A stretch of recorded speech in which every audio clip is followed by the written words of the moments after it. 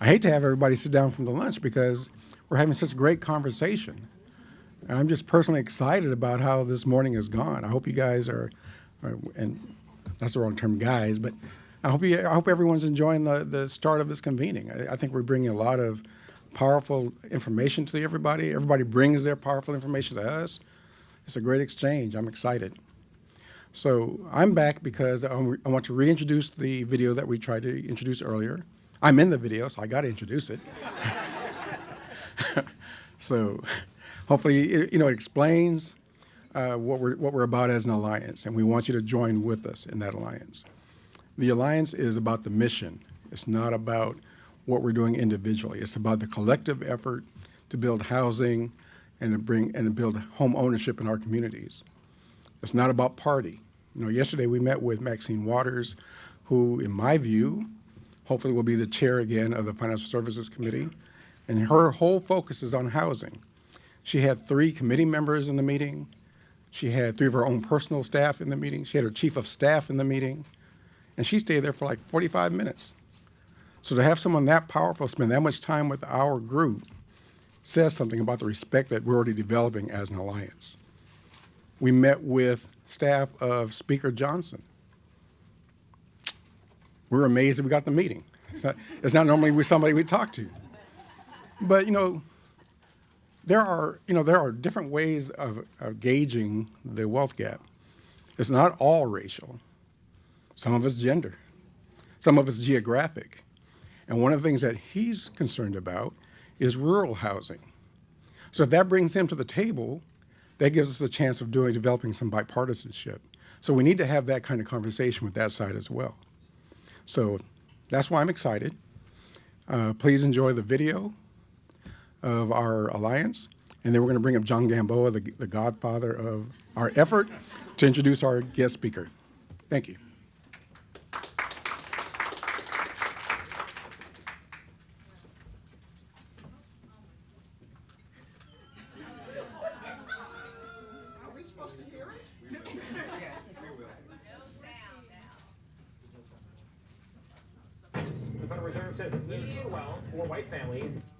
A major racial wealth gap. That is a fact. There is a real wealth gap in America, one that corresponds with race. The growing gap between rich and poor Americans is one of the biggest challenges facing the country. The Federal Reserve says the median wealth for white families is almost 8 times that of black families and 5 times that of Hispanic families. Get this, the richest 1% controls more wealth now than at any time in more than a half century. The inequality gap. Doubled their wealth. Black business owners turned down for loans. That gap has been growing consistently. We are living in a broken world, and a world that's even breaking further and further apart. The source of the long-running racial division in our country has been the lack of access to home mortgages and the redlining, the government-sanctioned discrimination that disallowed families of color to be able to buy a home. Not having access to a home created a wealth gap. We weren't able to have the same wealth as white families. And the wealth gap created gaps in our education, in our health, our employment, and in our self-esteem.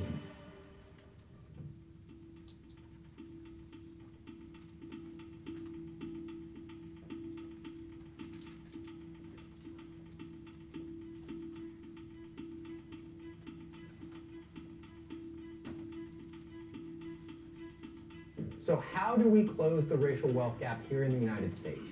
What are the tools in the toolbox today? What are the tools that we need to create? And so when we really think about what's driving the racial wealth gap, a lot of that does come down to access to home ownership and other asset building opportunities. And so when we think about home ownership, there's both the demand side.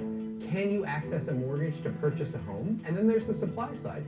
Do we have enough homes being built in our communities so that we are actually producing enough that for folks that want to live there have the ability to buy and build a life and build their family's lives there? And while this wealth gap is widening, people in this country who so desperately want to do better, and you're just working and living from paycheck to paycheck, how do you do it? How do you save for a down payment? One of the ways that I feel is that the Alliance brings together so many different voices. African Americans, Latinos, Asians, LGBTQ. Not all the wealth gap is necessarily racial. There are gaps geographically, and the middle class is dissipating. This is the issue facing our communities today. And from every issue stems this lack of wealth and this lack of economic security, mobility, and stability in our communities. And so we believe that if we don't start to address this racial wealth gap head on today in a way that brings in all communities, African Americans, Latinos, Asian Americans, indigenous folks, white folks, we are really missing a big opportunity to make the change that we need today.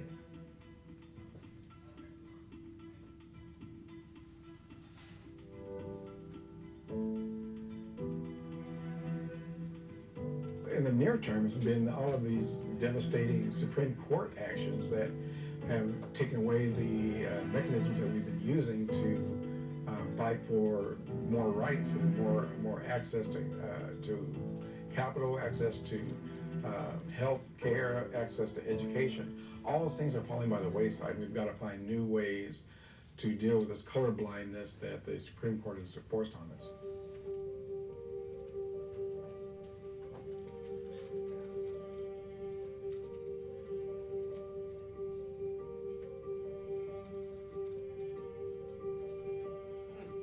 We really do believe that even with all the division in our country, even with all the acrimony, there are some things that people can get together and just say, like, listen, everyone in the country deserves a fair shot. Everyone in the country wants their children to do better than they did. Everyone in the country believes that if you work hard, you should benefit from that.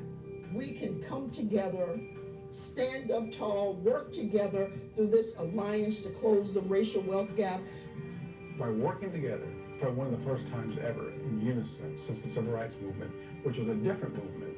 But if you bring Latinos and African Americans and white families, Asians, LGBTQ, and we find those common goals, that reduces the tensions that we're finding in this country. That brings the unity that we need to bring back. And that will help uplift our country. The ones that are most impacted by disunity are trying to bring unity back into the country. So when I think about what sets the Alliance apart, it's not so much that other groups are doing a poor job or other groups are doing something that we don't believe in. It's just that we are going to be laser focused on this issue that we think is so important, which is closing the racial wealth gap, using housing, using home ownership, and using small business. Change will not occur if we wait for someone else or some other time. We need banks, independent mortgage companies. We need not-for-profit organizations, governments, corporate executives. We need you.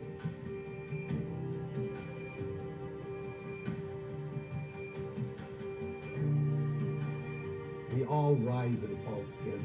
If we're going to solve this, we're going to have to work together. Time is running out.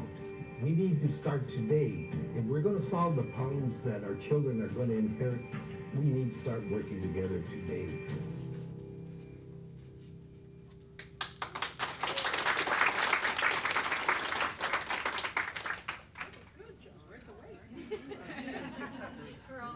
It was good because you were a star. I have different hair today.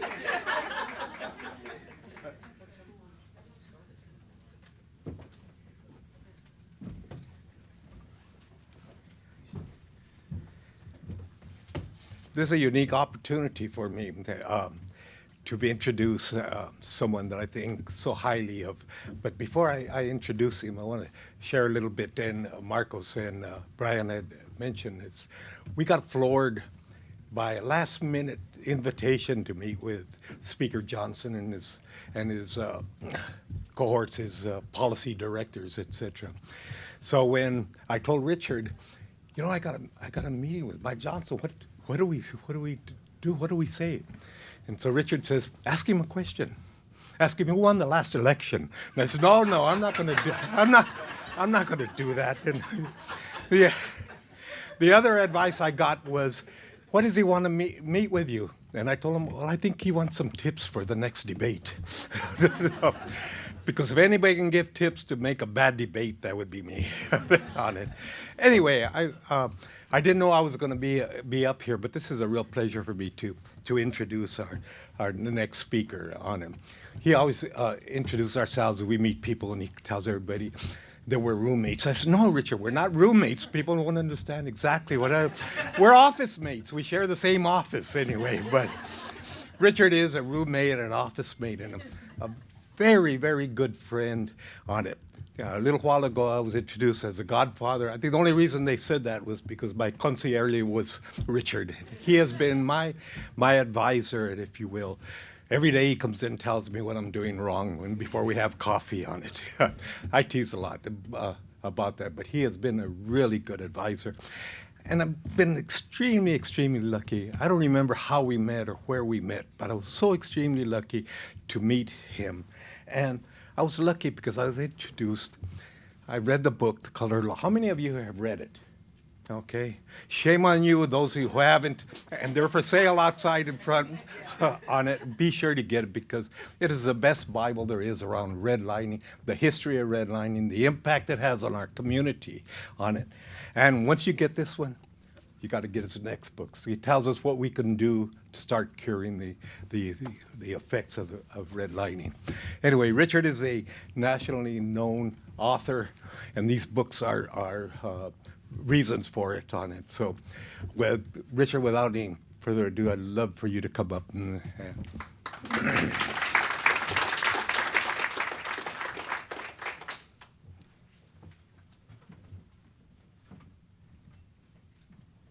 think you're going to have to.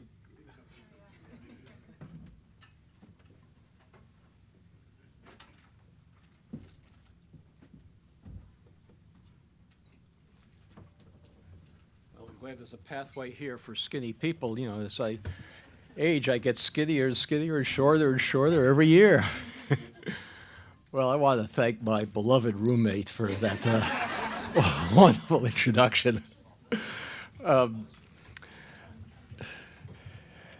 The conference today, this convening, is dealing with three really different issues. One is how to improve access to existing housing for African Americans and other disadvantaged minorities in particular. The second is how to narrow the wealth gap, which is related to how to access housing, but they're really different issues. They overlap some, but they are quite distinct. And then the third is how to increase the supply of housing, which is obviously related to both of those. So I'm going to try in the time that I have to make each of those issues a little bit more complicated for you, because they are complicated, and we tend to oversimplify them, which is fine in public debate, but when we actually have to take action to do things about it, it's important that we have a much more sophisticated understanding of what they are. So I'm going to begin by talking a bit about the wealth gap. Unlike the income gap, a wealth gap is pretty hard to measure. As income is pretty straightforward. The Bureau of Labor Statistics collects data on how much income people have. They do surveys. How do you know how much wealth people have? It has many components. What do you include? Do you include housing equity? Well, most people, I think that housing equity is part of it. Do you include savings accounts? Do you include the value of their assets, their cars and their yachts? Do you include the predicted value of their Social Security accounts? What do you include when you measure wealth? All of these things are separate, and it's a mistake to put too much emphasis on housing equity as a part of it. Now, John mentioned, and some of you have read it, I guess, a previous book I wrote about, called The Color of Law, about how our segregated society was created in an unconstitutional and unlawful fashion. There were many, many government policies that created our racial segregation and resulted in the wealth gap. I'll mention one important, well, two important ones, really. One is a program immediately following World War II, when the federal government had a program to move the entire white working and middle-class populations out of urban areas. We were an urban society at that time. Everybody, whites and blacks, were living in downtown areas because we were a manufacturing economy, and factories had to get their parts and ship their final products either by railroad or by ship. And so everything had to be located in urban areas. Both whites and blacks were living in those areas. Not fully integrated, but much more integrated than we have today anywhere in this country. But the federal government decided to move whites out of those urban areas into single-family homes in all-white suburbs from which African Americans would be excluded by explicit federal policy. Now, those suburban homes that the federal government created, they created them by guaranteeing loans, bank loans to developers to build these suburban developments. In The Color of Law, I wrote mostly about Levittown as an example. Most of you have probably heard of it. It's the most famous of these suburbs, but probably many of you live in them today. We weren't a suburban country before that. Levitt would never have been able to build that project, 17,000 homes in one place. And in suburbs all over the country, much smaller than that, many of them, but 17,000 homes in one place. Where's he going to get the money to build that development? The only way he could get the money was by going to the Federal Housing Administration and Veterans Administrations, asking for a bank loan, a guarantee of a bank loan, because no bank would lend him the money to do such a crazy thing, a guarantee of a bank loan to build this project. And the federal government gave him this guarantee provided, and this was an explicit federal policy, that he never sell a home to an African American in this suburb. And this was true in the suburbs that were created all over the country. Now, I want to make clear something. The white families who bought those homes did not expect to get rich by buying those homes. These were working class whites, returning war veterans, many of them. They had modest incomes. The homes sold for, in today's money, about $100,000 apiece. They were 2-bedroom, 1-bath homes with no fancy appliances. They didn't expect to get rich. They needed a place to live. We had a housing shortage at that time. African Americans were not permitted to leave these urban areas and live in single-family homes in the suburbs by explicit federal policy, as I just mentioned. But the white families who bought those homes then unexpectedly got rich. They unexpectedly got rich because those suburban homes, in a way that nobody predicted, appreciated in value over the next couple of generations. So these $100,000 homes today are no longer worth $100,000. They're worth $200,000, $300,000, $400,000, $500,000. Some places $1 million or more. The difference between that $100,000 that these families paid for them and the $200,000, $300,000, $400,000, $500,000 that they are later worth is the equity that was gained from unexpected appreciation. Now, it's often said that the wealth gap is primarily caused by this difference in housing opportunity, and that's true. But that doesn't mean that the way to solve the wealth gap is to replicate what happened after World War II. There's no guarantee that if you build a new suburb, it's going to appreciate in value more than any other housing in the country. So I want to make clear that there's a distinction between how the wealth gap was created and what the best way to resolve it is. Now, there are many ways that people gain wealth. As I said, they gain it from savings. If they can save money from their earnings, that's wealth. Savings and wealth is really the same thing. If they have housing equity from an appreciating value of housing, that's a place to gain wealth. If they hold a mortgage for a really long, long time, they can gain wealth from paying off the mortgage, because every month at the end of the mortgage, if you have an amortized mortgage, each month you pay the same total amount, but after a number of years, not at the beginning, you're not gaining any wealth from paying off your mortgage at the beginning. Mostly you're just paying interest. It's only if you hold your home for a long period of time that you gain wealth out of you get back, in effect, part of what you paid for the house by that amortized system. So that's another way of gaining wealth. Social Security, let me talk about this. Well, let me say that why should we have wealth? What's the purpose of wealth? Well, in a free and a fair society, the most important reason that a family should have wealth is so they can use that wealth to maintain their standard of living after they retire. That's the purpose of having wealth. That's not the way we think of wealth in this country today because of the way in which these suburbs were created. Middle-class families in particular have begun to think of wealth as something you accumulate so you can bequeath it to your children so they can have advantage over other people that people who don't have this wealth don't have. That's how wealth has come to be considered. But in a free and fair society, we shouldn't have this unlimited inheritance system where some families gain enormous amount of wealth for their children who then have advantage over other people through no effort or ability of their own, but just in order to be able to have advantages in their future life that were unearned, as opposed to people who don't have this wealth and can't bequeath it to their children who don't have these advantages. Now, all right, so that's the first point I want to make about wealth. Social Security reproduces some of the income that you had when you were working. And I think you'll be surprised if you hear these statistics. For African Americans, Social Security, on average, reproduces about 40% of the income that they had when they were earning. That means that they still have to find some way, savings, if they have it, to make up the difference between what they were earning before they retired or afterwards, or maybe depend on their children to support them. But it's not much different for Hispanics or whites.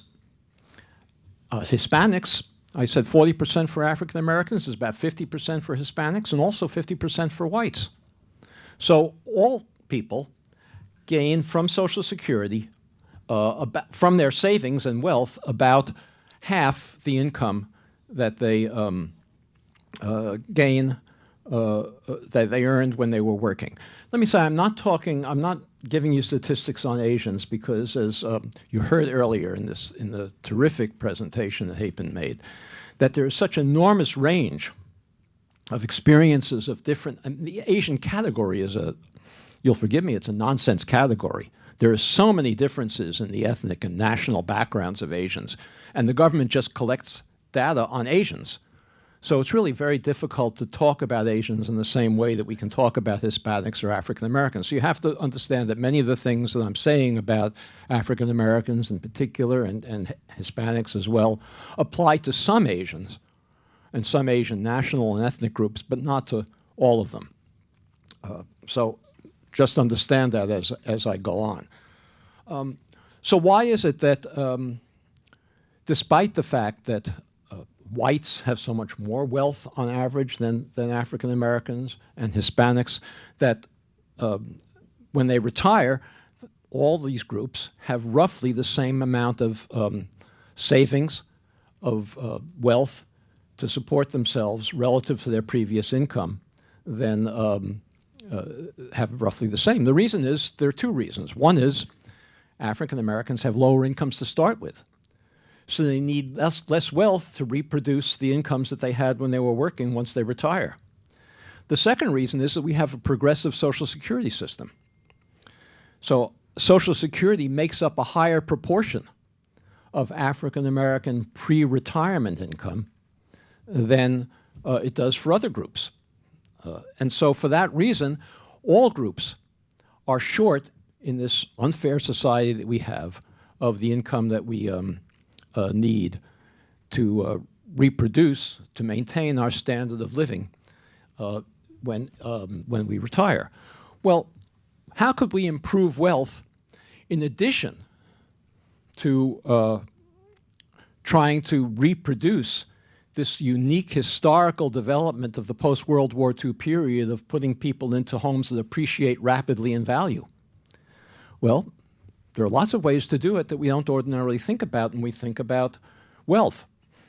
Improving our health insurance system would be a way to improve wealth, because if you improve our health insurance system, which is in great need of improvement, lower income families, African Americans in particular, and I'm saying using the term African Americans to represent a group that's disproportionately represented in what I'm talking about, but it also applies to many, many Hispanics and to some Asians as well. Well, if you have inadequate health insurance, it means that when you have a medical issue, you need to dip into your savings in order to pay your co-payments, in order to pay your deductibles, in order to cover uncovered costs. If we improved health insurance, that would improve the amount of wealth that we have, because we would not be dipping into our savings for that purpose. And that has to be combined when we talk about how to close the wealth gap. That might be just as important a way to close the wealth gap as putting more people in housing. I'm not saying putting more people in housing isn't an important way. You all know about that, and we've heard a lot about that today. But we have to keep in mind that that's not the only way to improve the wealth gap, and it might be politically and in the short term easier to improve wealth equity by improving our health insurance systems than it would be to try to do the important things we've been talking about so far today, which will take many, many years of increasing significantly the supply of housing. Improving income equality, a higher minimum wage, more authority of unions to bargain throughout the economy for better wages and benefits would increase wealth. The higher incomes people have, the more they can save. And that also contributes to their wealth. That also has to be combined with a focus on housing if we're concerned about closing the wealth gap. Okay. As I said, the purpose of wealth should be to maintain our ability to preserve the same incomes when we retire. But in our country today, the middle class in particular has, in our enormously unequal and unfair society, the middle class in particular is accumulating wealth not for the purpose of maintaining their standard of living in retirement, but in order to give their children unfair advantages in the labor market, in education, in occupation later on. Well, how can we narrow the wealth gap by eliminating or minimizing those unfair advantages? Now, in a free society, obviously you can't tell parents, and I wouldn't suggest that we tell parents that they can't bequeath wealth to their children. In a free society, parents, of course, want to give their children advantages, but we can certainly minimize the extent to which children of the middle class today are being given unfair advantages in the way in which they inherit wealth that they can then use to outcompete others through no fault, no ability, no effort of their own. Well, we could certainly minimize that, if not, and I'm not suggesting we should eliminate it, as I say, no, but I don't want to be accused of saying parents can't try to give their children advantages. Obviously, I try to give my children advantages, and you all do as well. But we can minimize it. The most obvious way of minimizing it is increasing inheritance taxes. If we increase inheritance taxes, that will narrow the wealth gap.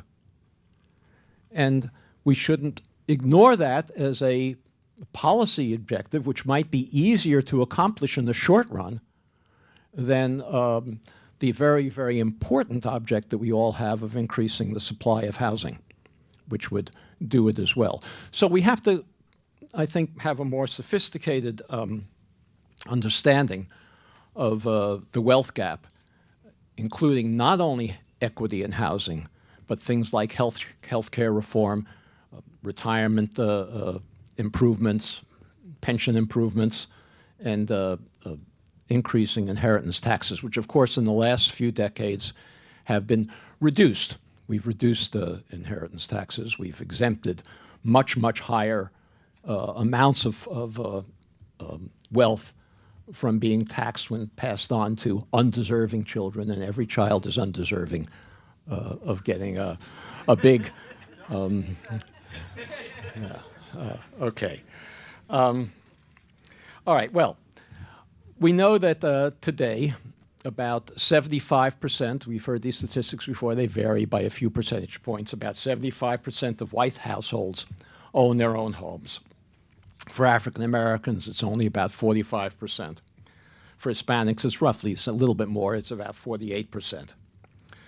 But owning housing is not a magic bullet for increasing wealth, because of blacks, comparing blacks and whites who own their own homes, African Americans gain less wealth from owning homes than whites do. So simply putting African Americans into more homes, increasing home ownership for African Americans, is not necessarily going to narrow the wealth gap.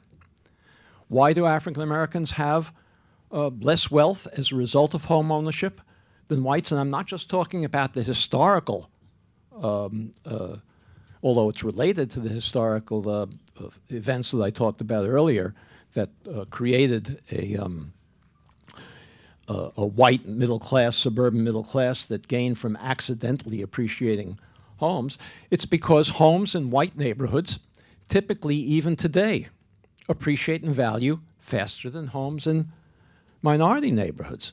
So putting African Americans into more homes is not necessarily going to narrow the wealth gap if those homes don't appreciate in value as fast as the homes in white neighborhoods do.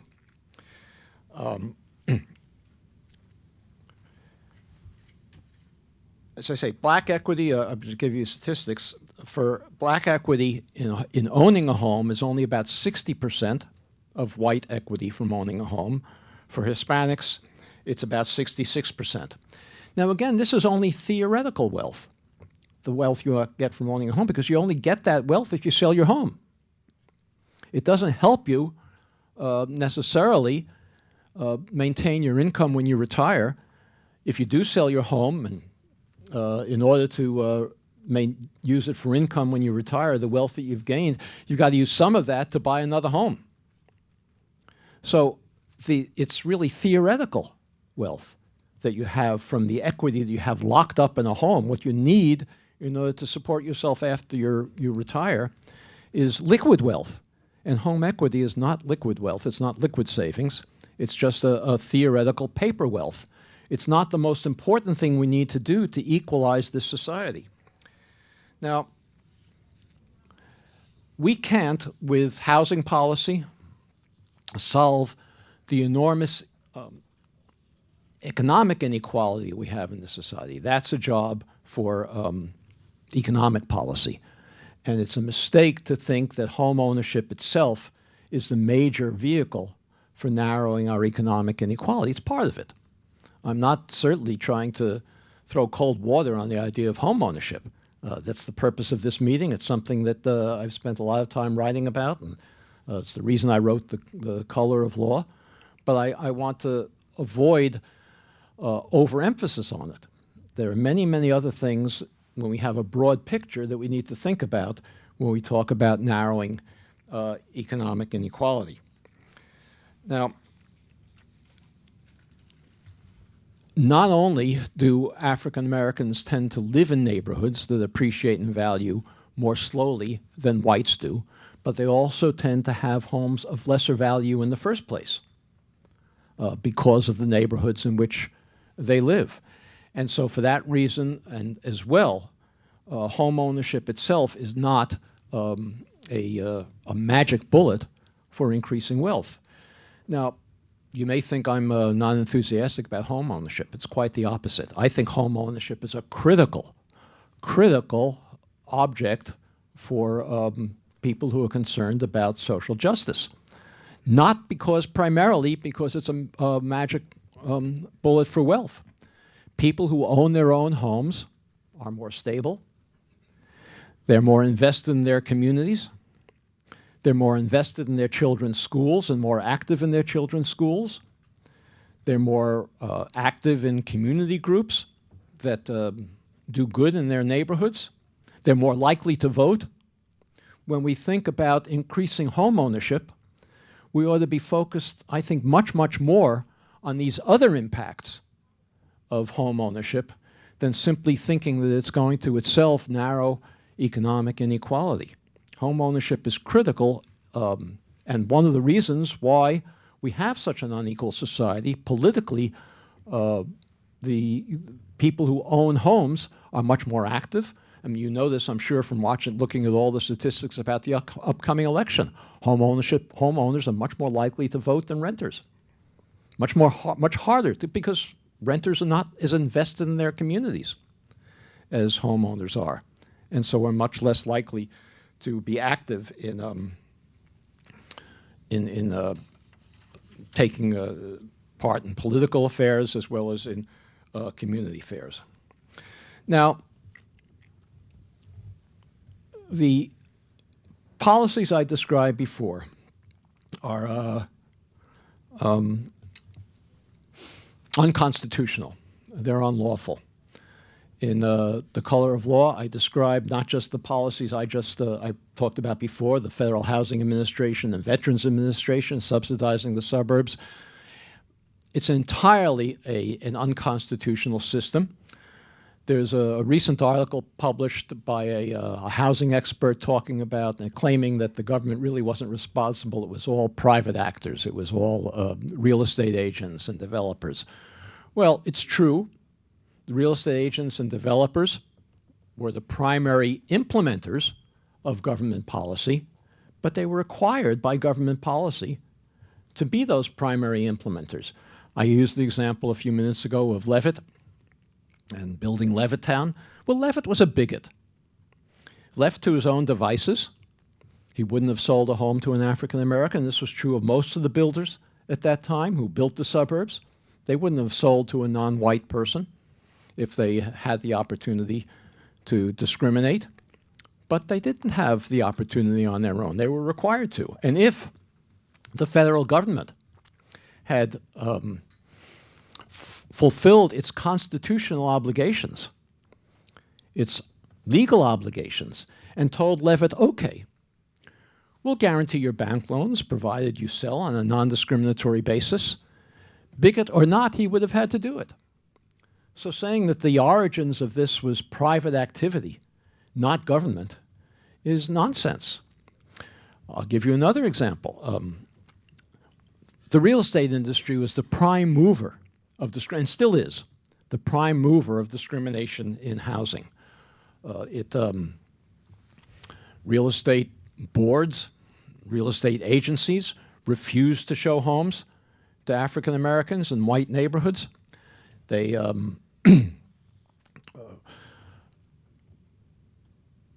refused to sell homes in even changing neighborhoods to African Americans and non-whites in an attempt to preserve them as all white. When in 1948, the Supreme Court prohibited the continued enforcement of deed clauses that prohibited resale of a home to an African American. Many, they're called restrictive covenants. I'm sure if you've read The Color of Law, you're familiar with it, but as you may know, many homes throughout this country, particularly in those suburbs that I created, that I described, had deed clauses in their homes that prohibited resale or occupancy by an African American. In 1948, the Supreme Court said those couldn't be enforced. Didn't say they were illegal. You could still have a deed clause that prohibited resale to African Americans, but you couldn't go to court to enforce it. Well, once that Supreme Court decision came down, the national real estate industry conducted a national campaign to get a constitutional amendment permitting people to engage in racial discrimination when they wanted to buy or sell a home. So the real estate industry wasn't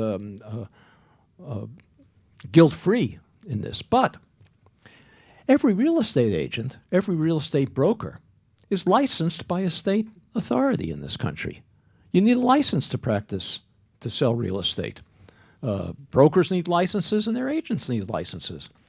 If a state government had fulfilled its constitutional responsibilities by refusing to license real estate agents who discriminated, they wouldn't have been able to discriminate if they wanted to practice their trade. So the notion, again, that real estate agents had some kind of free will in discriminating is not based on the reality of what was going on. Now, of course, if left to their own devices, they probably would have discriminated. But they had a code of ethics. The National Association of Realtors had a code of ethics.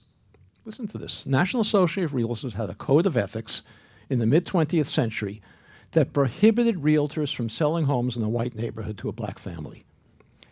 Anybody who was a member of the National Association of Realtors or a local real estate board had to subscribe to that code of ethics. And any state government that licensed a realtor who was a member of the National Association of Realtors or a real estate board was violating the 14th Amendment when they issued that license. So that's why I say we have an unconstitutional system. And if you agree that we have an unconstitutional system of racial segregation today, then all of us as Americans have an obligation, not just an opportunity, not just an idea. We have an obligation to do something about it, to remedy it, despite what the Supreme Court says, because the Supreme Court is a rogue Supreme Court and does not follow the Constitution. And one of the, I think, shameful things of our present period is that people who care about racial justice, and I'll use liberals' term broadly, are too willing to fall down in obedience to the Supreme Court. You know, the Supreme Court, up until 2 years ago, prohibited limits on a woman's right to choose to have an abortion, certainly up until the point of viability. That was what Roe v. Wade did. People who are opposed to abortion weren't intimidated by the Supreme Court. They passed law after law violating the Roe v. Wade decision. They got struck down. They tried again. I don't see anybody in the housing field using race-specific programs to increase subsidies to African Americans, and again, I use that term broadly to mean also other people similarly excited, defying the Supreme Court in the same way that conservatives were willing to defy the Supreme Court when they came up with an issue that they thought was unconstitutional. I think they were wrong, but they had a lot more courage than people with racial who practice or purport to practice equal justice. Now, one of the things that, another thing that I think is a problem with the way in which we approach housing inequity today is our focus on low-income families. The people who are most in need of explicit support on a racial basis for housing are not low-income families. They're moderate-income families. Moderate-income African Americans, and again, I'm using that term as a symbol for others as well, moderate-income African Americans cannot afford housing today in today's market in almost any area of the country. They are most in need of homeownership support. We shouldn't be trying to leapfrog over moderate-income families and put people who are poor into housing and leaving moderate-income families out. What we should be doing is finding reforms to rental conditions for the lowest-income families and focusing on getting middle-income African Americans and others similarly situated into housing. They're the people who are most in need of the support. There's no area in this country where moderate-income families, people who earn more than, say, 60% of the area median income, roughly 60% to maybe 150%. There's no area in this country where they can find housing, where they can afford housing. You saw the statistics before about, well, California is extreme. $800,000 is the median price of a home, but this is the somebody with income from, say, 60% to 120% of area median income can't afford a house anywhere in the country, in any metropolitan area. And they're the people who need to have support for housing. Now, the Supreme Court has intimidated housing officials, housing supporters, into abandoning race-specific remedies for the inadequate housing rates of African Americans and others. It started with, it came finally with last year with the prohibition of affirmative action in higher education. And it only applied to higher education, but I don't run into any bank or realtor or who does the Supreme Court's work for it and hasn't applied this to housing, which this decision did not apply to. But we need to, I think, be aggressive in insisting on race-specific program subsidies for African Americans and other similarly situated groups to get into housing. What some people have said is that we don't need to be race-specific anymore. We're a post-racial society. I'm talking about liberals now and housing experts. They say we can use economic affirmative action. And they did this in education after the Supreme Court decision 2 years ago, or last year. They say we can use economic preferences in order to accomplish the same thing. And there are a number of highly respected advocates who said that if you give preferences to low-income African Americans, low-income families generally, not race-specific, you will accomplish the same thing because African Americans are more likely to be low-income than whites. So if you give a preference to low-income African Americans, you'll increase the share of African Americans in their access to higher education. This was their logic. What they neglected to observe, and it's fairly obvious, is that there are many, many more low-income whites in this country than there are low-income African Americans. More African Americans as a share of their population are low-income than whites. But if you're going to give a race-neutral preference to low-income families, you're going to pick up many, many more whites than you are African Americans, and you're not going to accomplish much in the way of improving access to higher education for African Americans. Of course, the statistics are now out, and we know what's been happening with the newly admitted classes, the first admitted classes under this decision of the Supreme Court. The case that the Supreme Court judged was Harvard and the University of North Carolina. Both of those institutions have announced their incoming classes for this year, and the share of African Americans in their incoming classes has dropped precipitously. The same is true of other competitive institutions that have announced the statistics for their incoming classes. Amherst was an extreme case. I think it went, I have the exact statistics, but something like 15% down to 3% African American in their incoming class. MIT, the same thing. So much for giving preferences to low-income families as a substitute for affirmative action. And what we are doing with this new obedience to the Supreme Court's decision is we're destroying the growth of the African American middle class, which has been proceeding fairly well under affirmative action for the last couple of decades.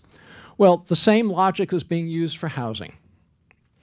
Banks are saying, well, we're not going to any longer preference African Americans, and the special purpose credit programs they're being rolled back where they have an explicit racial target. Instead, they say, well, we don't need to target race anymore. Let's target first-time home buyers.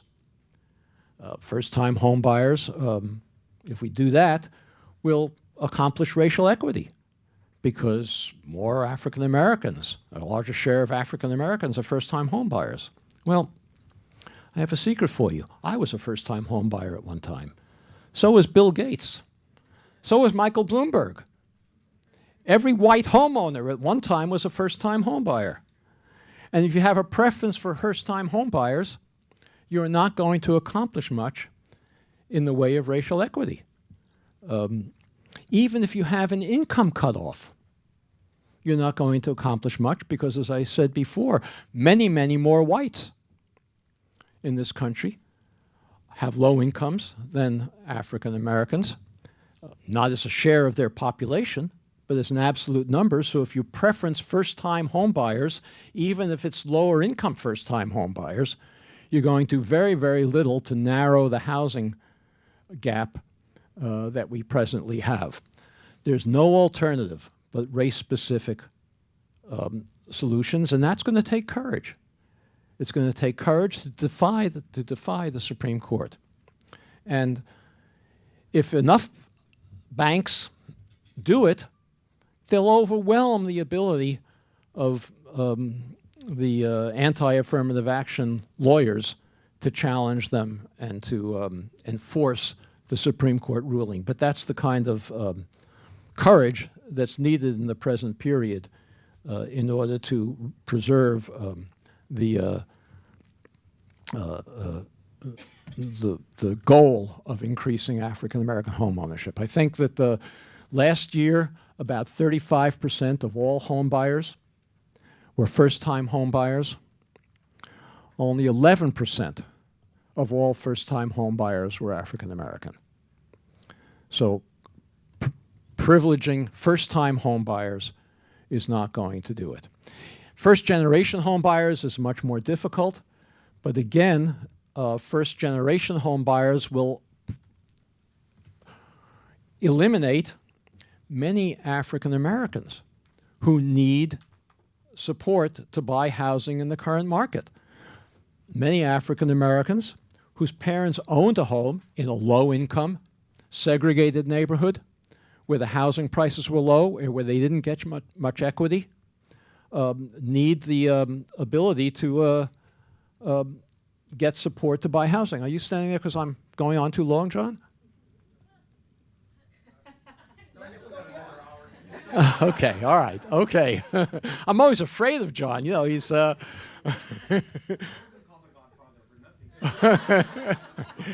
Okay. Well, the history of how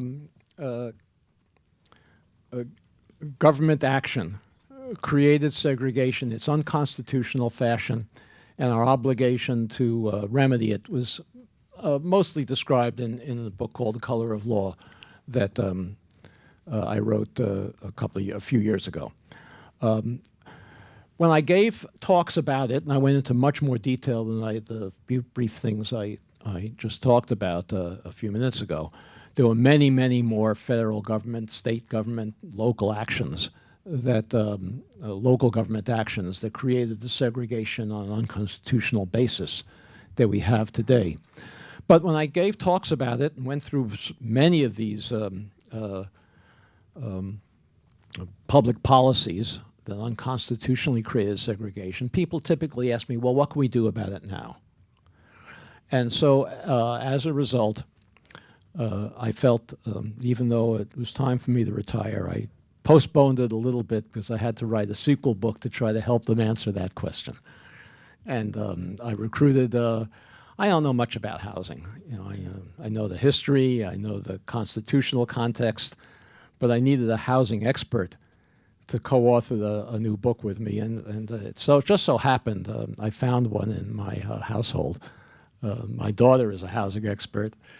And so I recruited her to help me co-author a sequel book to The Color of Law called Just Action, which tries to answer the question about what we can do about it. Well, our assumption in writing Just Action and in trying to answer this question is that realistically, they're all great ideas, but realistically, I don't have much hope for significant federal policy to expand the housing supply or to give priorities to the people who are most in need of help, which are African Americans broadly considered. Even if we got a Democratic president in November, the chances of getting a trifecta, the Democratic president, the Democratic House, the Democratic Senate, are virtually nil. And if housing policy in the presence of that kind of stalemate was left to executive action, we've got John Roberts backing up the naysayers to prohibit it from going forward. So not that I don't think all the federal policy ideas aren't good, they're great, but I don't expect to see much out of federal policy. But once segregation and housing inequality was created by the federal government, its sustenance, its growth, its intensification is a local issue. And there's so much that can be done locally to redress segregation, to increase housing opportunities for people who've been excluded in the absence of federal policy. That can only be done if, and Gillian said it best, if we have a new movement of active people, both white and black, who can gather together to take action to press for local change that will significantly increase the opportunities for people who've been excluded to have access to housing. One of the things that inspired us when we wrote this book, although we started it beforehand, but one of the things that inspired us was 20 million people participated in Black Lives Matter demonstrations in 2020. 20 million people. That's a lot of people participating for in marches and demonstrations for racial justice, and they weren't all black. They were black, they were Hispanic, they were Asian, they were middle class, they were urban and suburban. There were suburban communities that had Black Lives Matter demonstrations without nary a black in the demonstration. You know, we had a biracial uprising. And then those people all went home, they put signs on their lawns, they put them in their windows, Black Lives Matter, and did nothing further to make Black Lives Matter. And our thought was that we'd give them some ideas of things to do. And Just Action, the new book, is filled with dozens of things at a local level that can be done to significantly impact segregation and housing inequality. I'll just give you a couple of examples, and I hope you'll look at it and go back to your own communities and put some of these into practice. Here's one example it's one of my favorites because it's so clearly a local issue that's built on the historical actions of federal policy.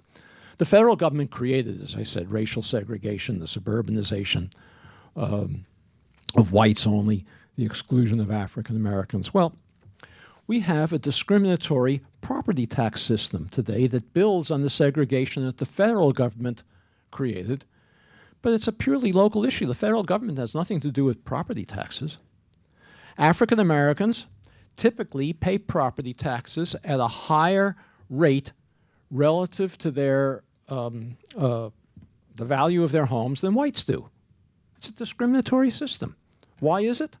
Well, the reason when you think about it is fairly obvious. Most of you, I guess, probably own a home. Many of you do, at least.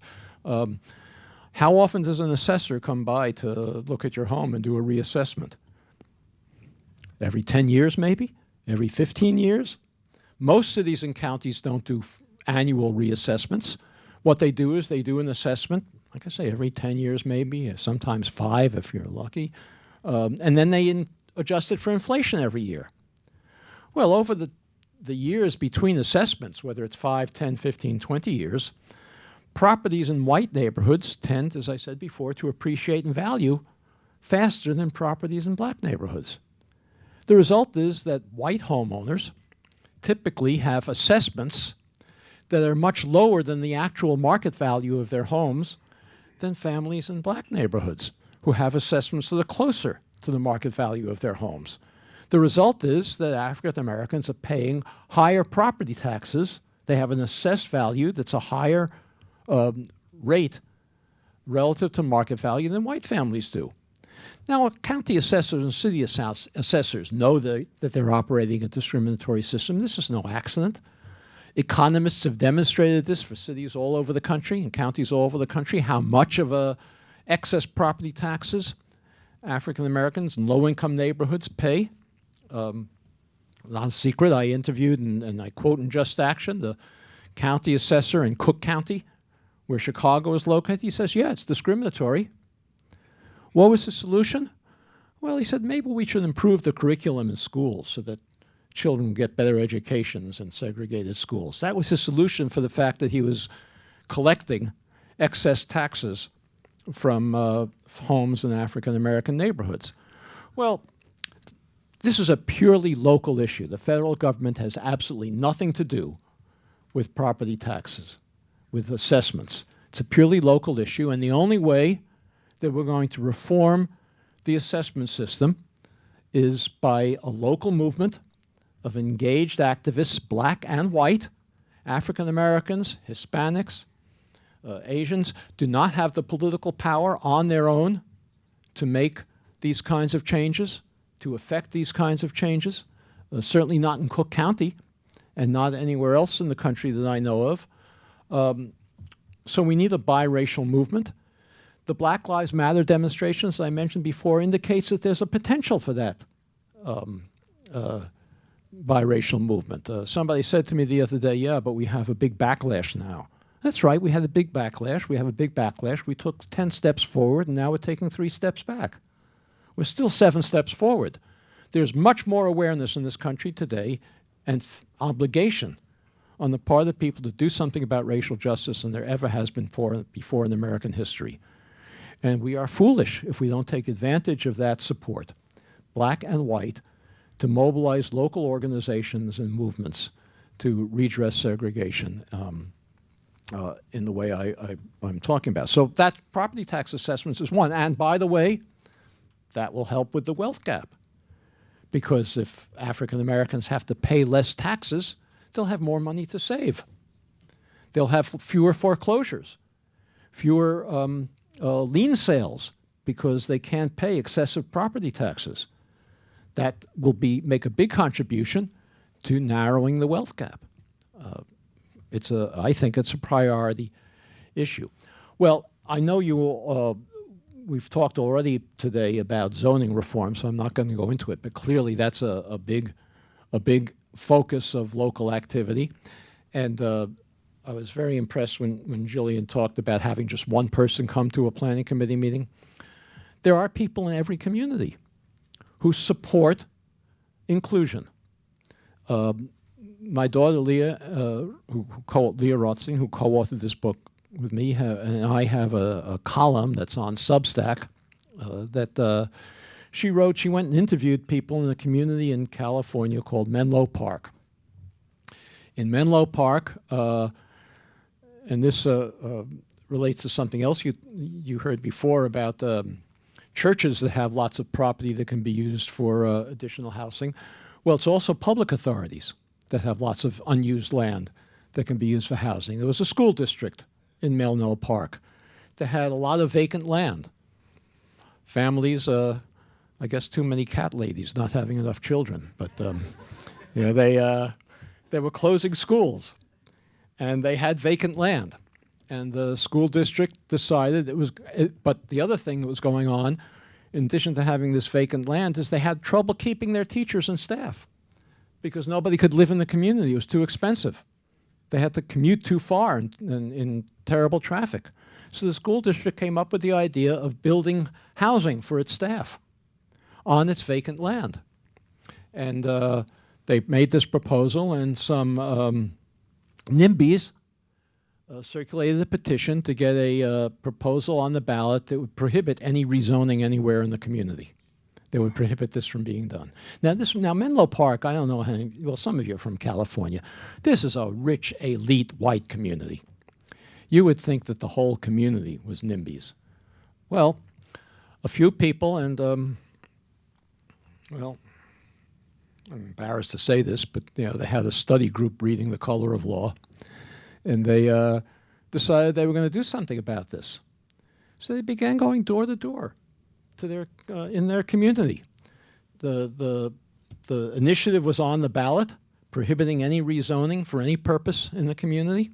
They started going door to door, and they were astounded that the number of people they found in this all-white, middle-class community that supported the idea of having an inclusion community, and they defeated the initiative. And the school district is now going ahead and building this project for, it's not exclusively for its staff, but the idea is that staff could live there and not quit every year, have a high turnover because they can't afford to live anywhere near the school. And this, by the way, is true of many, many public, it's not just churches, it's public authorities as well that have lots of excess land. In Just Action, we profile actually 2 other communities, one in Connecticut, one in California, that happen to take over a private golf course, one case a golf course, another case a country club that went out of business and the city took over the land. Of course, they want to build shopping malls. An organized group could put pressure, and in one of the cases there is pressure. There is a community group that's advocating moderate and low-income housing to be used in this predominantly white community on this as a use of this public land. So there's much public, as well as church land. There's public land available to increase the price of housing. Okay, let me just give me one other example from the new book, Just Action. I mentioned the deeds before, the restrictive covenants that are in every community in the country. Large numbers of houses are covered with deeds that prohibit resale to African Americans. Of course, they're no longer enforceable. But many of these deeds name, because they sign the deeds, the banks that finance the initial construction of the house on a segregated basis, the realtor who may have sold it, the developer who built it. And many of those banks and realtors and developers are still there today. And those banks and realtors and developers should be pressed to come up with significant financing to redress the crimes that they committed when they built segregated homes from which African Americans were excluded. This would be another way to increase the supply of housing by pressing significant contributions from the private sector that was a participant in the crime of segregation. I'll mention one other thing and then I'll stop. Land trusts. Not every, about 250 communities in this country have something called a land trust. Do you all know how land trusts work? Yeah? Everybody? No. Okay. All right. Real briefly, nonprofit corporations in, like I say, 250 communities in this country. Land trusts, they own land, they build houses, both for sale and rental on the land, but they only sell the houses or the rent the apartments. They don't sell the land underneath. Now, as you all know, the escalating price of housing is primarily due to the cost of land. It's not due to the construction. I mean, there's been inflation in construction as well. But the primary cause of our unaffordable housing today is inflation in land. By selling only the homes, they restrict the sale, the price of the homes, and make them affordable to low-income and moderate-income families. I think it was Gillian who mentioned, or maybe one of the other panelists, the Durham Community Land Trust. That actually happens to be the one that we profile in Just Action. And they have created a community where with affordable homes that maintain affordability in perpetuity, because there's a shared equity formula. I won't go into detail about it. But families who resell the home have to resell it at a modest increase over what they bought it for, so they gain some wealth from the appreciation and the value of the home, but not excessive wealth, and the homes remain affordable. Well, land trusts, if they don't exist in the community, should be created, and this is another thing that local community groups could press for. But even more than that, where they do exist, they need donations of land. And this is another thing that the private sector could be pressed to do as a way of remedying the crimes that they and their predecessors committed in creating the segregation in their communities. So there are dozens and dozens of different types of policies. I've just described a few that can be conducted, that can be pursued at a local level in order to redress the segregation that may have been unconstitutionally created by federal government in the past, but that is actionable locally to redress. And I hope that all of you will go back and talk to your neighbors and get the members of your organizations to talk to their members and begin to, as we say in the book, take just action to redress the segregation that was unconstitutionally created. Thank you.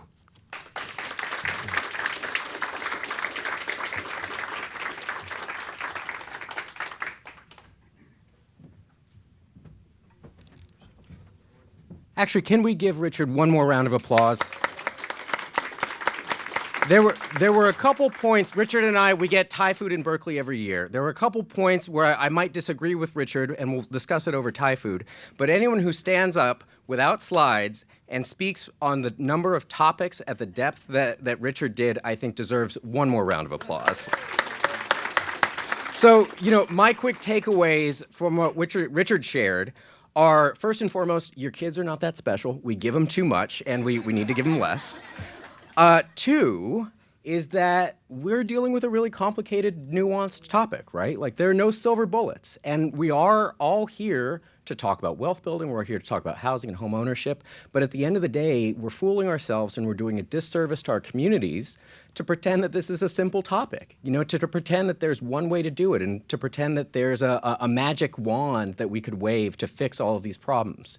We've created these problems over the past century, and it's going to take us a little while to fix them. And it's only going to be by combining everybody's good ideas and a lot of different perspectives and not being ideologically rigid in how we approach it that I think we really do fix this problem. And then third, one of the things I want to share that I heard from Richard is, we do have a national election coming up. So we're all thinking about, what our role is as Americans. And I think Richard brought up something really important, which is that we have an obligation to each other, right? We have an obligation to each other as Americans, as citizens of our states, as citizens of our cities, as family members. And so the work that we do, I like to watch movies. I don't like going to work all that much, but I have an obligation because this is something for me, it's for my family, it's for my kids someday. And so we all have an obligation to contribute and to do this work because the country needs it. We need it, our families need it, our communities need it. So I want to say thank you to Richard for everything that he's talked about. And the sort of mission that I would like to give to our next panel is we gotta change Richard's mind. We gotta show him that federal policy really matters, and that if you look at the buildings on K Street, those folks that are being paid $1,000 an hour to change federal law, they're earning that money because it is a very important level of government. So whereas at our previous panel we talked about state-based work and what's going on around the country, now we are going to talk about what's happening at the federal government. And I don't want to brag too much, but similar to our earlier panel, we got some real VIPs for everybody. These are some very important people doing really important work that we're so excited to have with us today. I'd love for all of our panelists to come up. So Mike, Carl, come on up. And then take this away. There we go. And please choose any seat. Just like earlier, all the seats are VIP seats. And I think similarly, if you weren't here earlier, we're going to do both a podium mic and a mobile mic. And anyone that would like to read their slides is welcome to just come up to the front so that you're a little closer to the projectors there. Oh, there we go.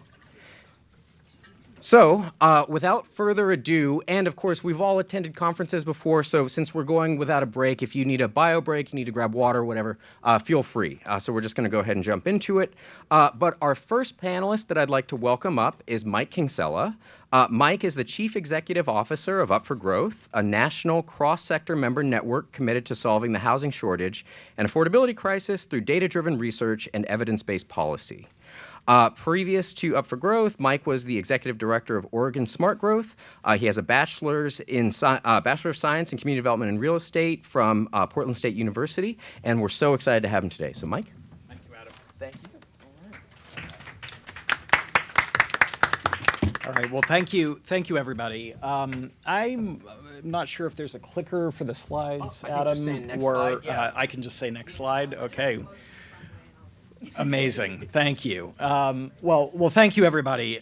So let's go to the next slide. I'm just going to start off with a couple key data points. You may have seen some of this earlier in Gillian's talk, but we are 3.9 million homes short across this country. From urban America to rural America and everywhere in between, the cost of housing and the demand for it is grossly outstripping salaries and supply. Next slide, please. And as you can see on this map, not one state in the union is immune from the housing shortage.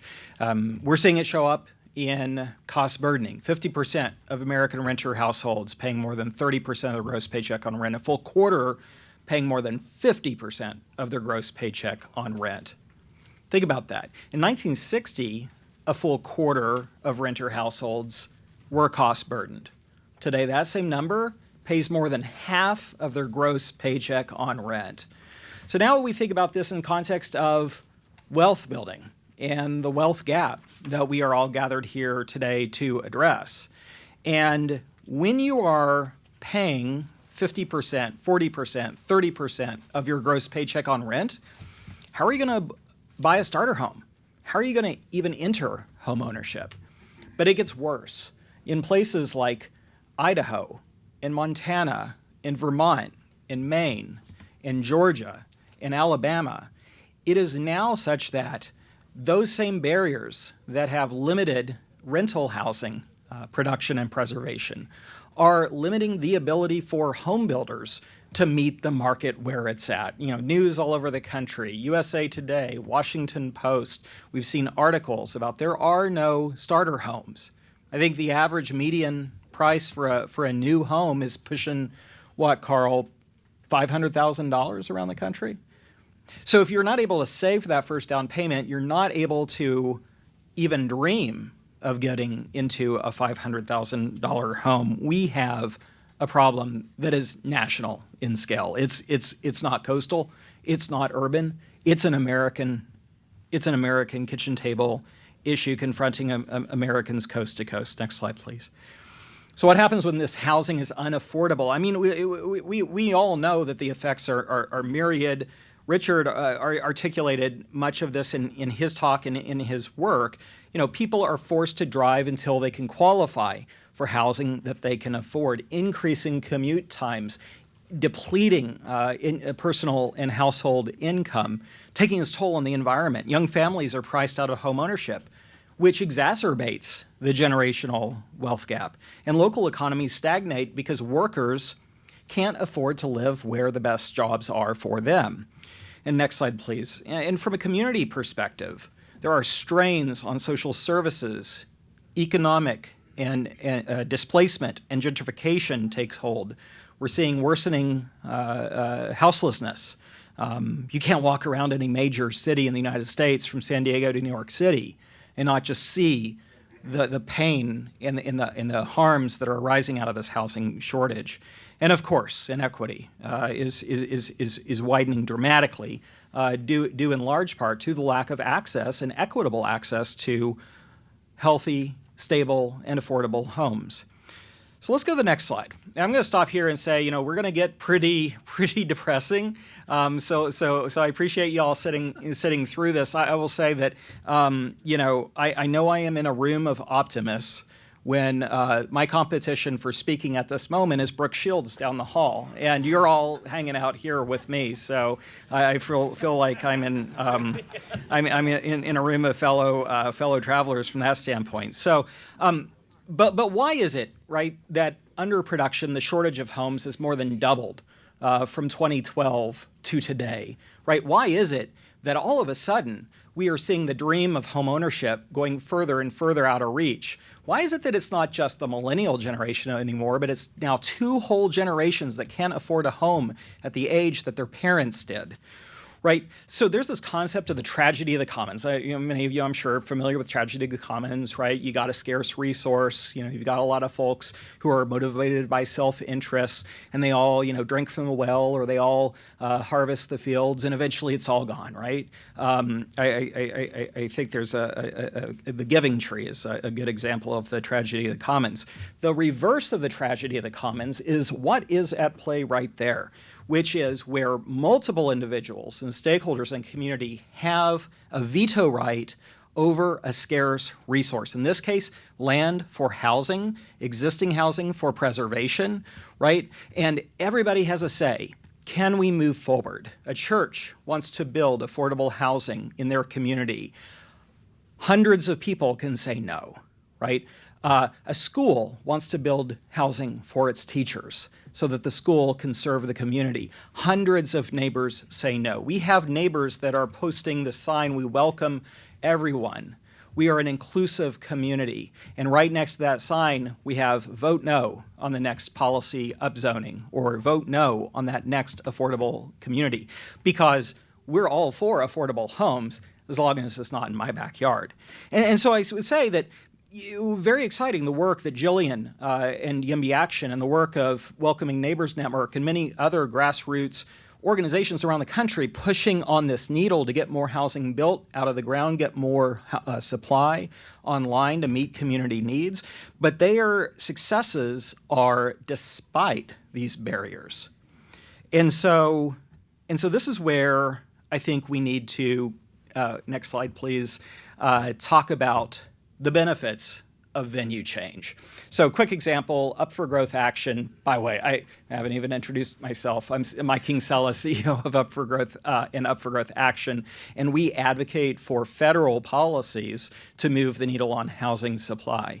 And one of the really cool things about a venue change, moving from local politics where the perceived short-term harms of new housing are felt, or at least perceived to be felt, versus state and federal, where the harms of not having enough housing is more broadly recognized, right? The benefit of engaging in this policy effort at the state level, at the federal level, is that we can have better balanced conversations where we recognize the trade-offs between economic growth and equity and climate and economic dynamism and opportunity for all, with the burden, if you will, consider it a burden, to build housing in across neighborhoods, right? So we have a bill called the Yes in My Backyard Act, which shines a spotlight on many of the discriminatory regulations and local land use, zoning, and building code policies that enable preservers of the status quo, like you saw on the previous slide,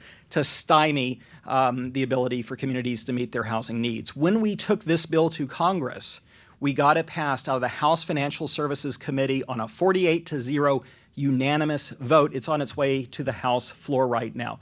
Maxine Waters is ranking member of Financial Services, sat right next to Patrick McHenry, the chairman of the committee, a Republican from North Carolina, singing the praises and indeed the imperative to move this legislation forward. So, for those of you who might be cynical about the prospects of moving this type of pro-housing policy at the federal level, sometimes cynicism or sometimes a lack of hope can become an impediment to progress, right? I think we have to be optimistic. I think we have to try. I think we have to bring our voices together so that we can provide that leadership and that cover to members of Congress who need to make the right calls and are in a position to drive change at a national scale to meet the challenge where it is, which is a national problem. Next slide, please. So this brings me to my next point, which is the voice matters, right?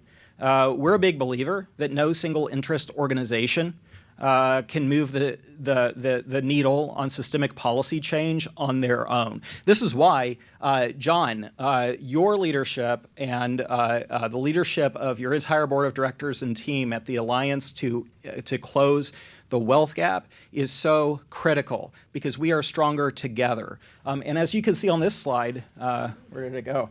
Up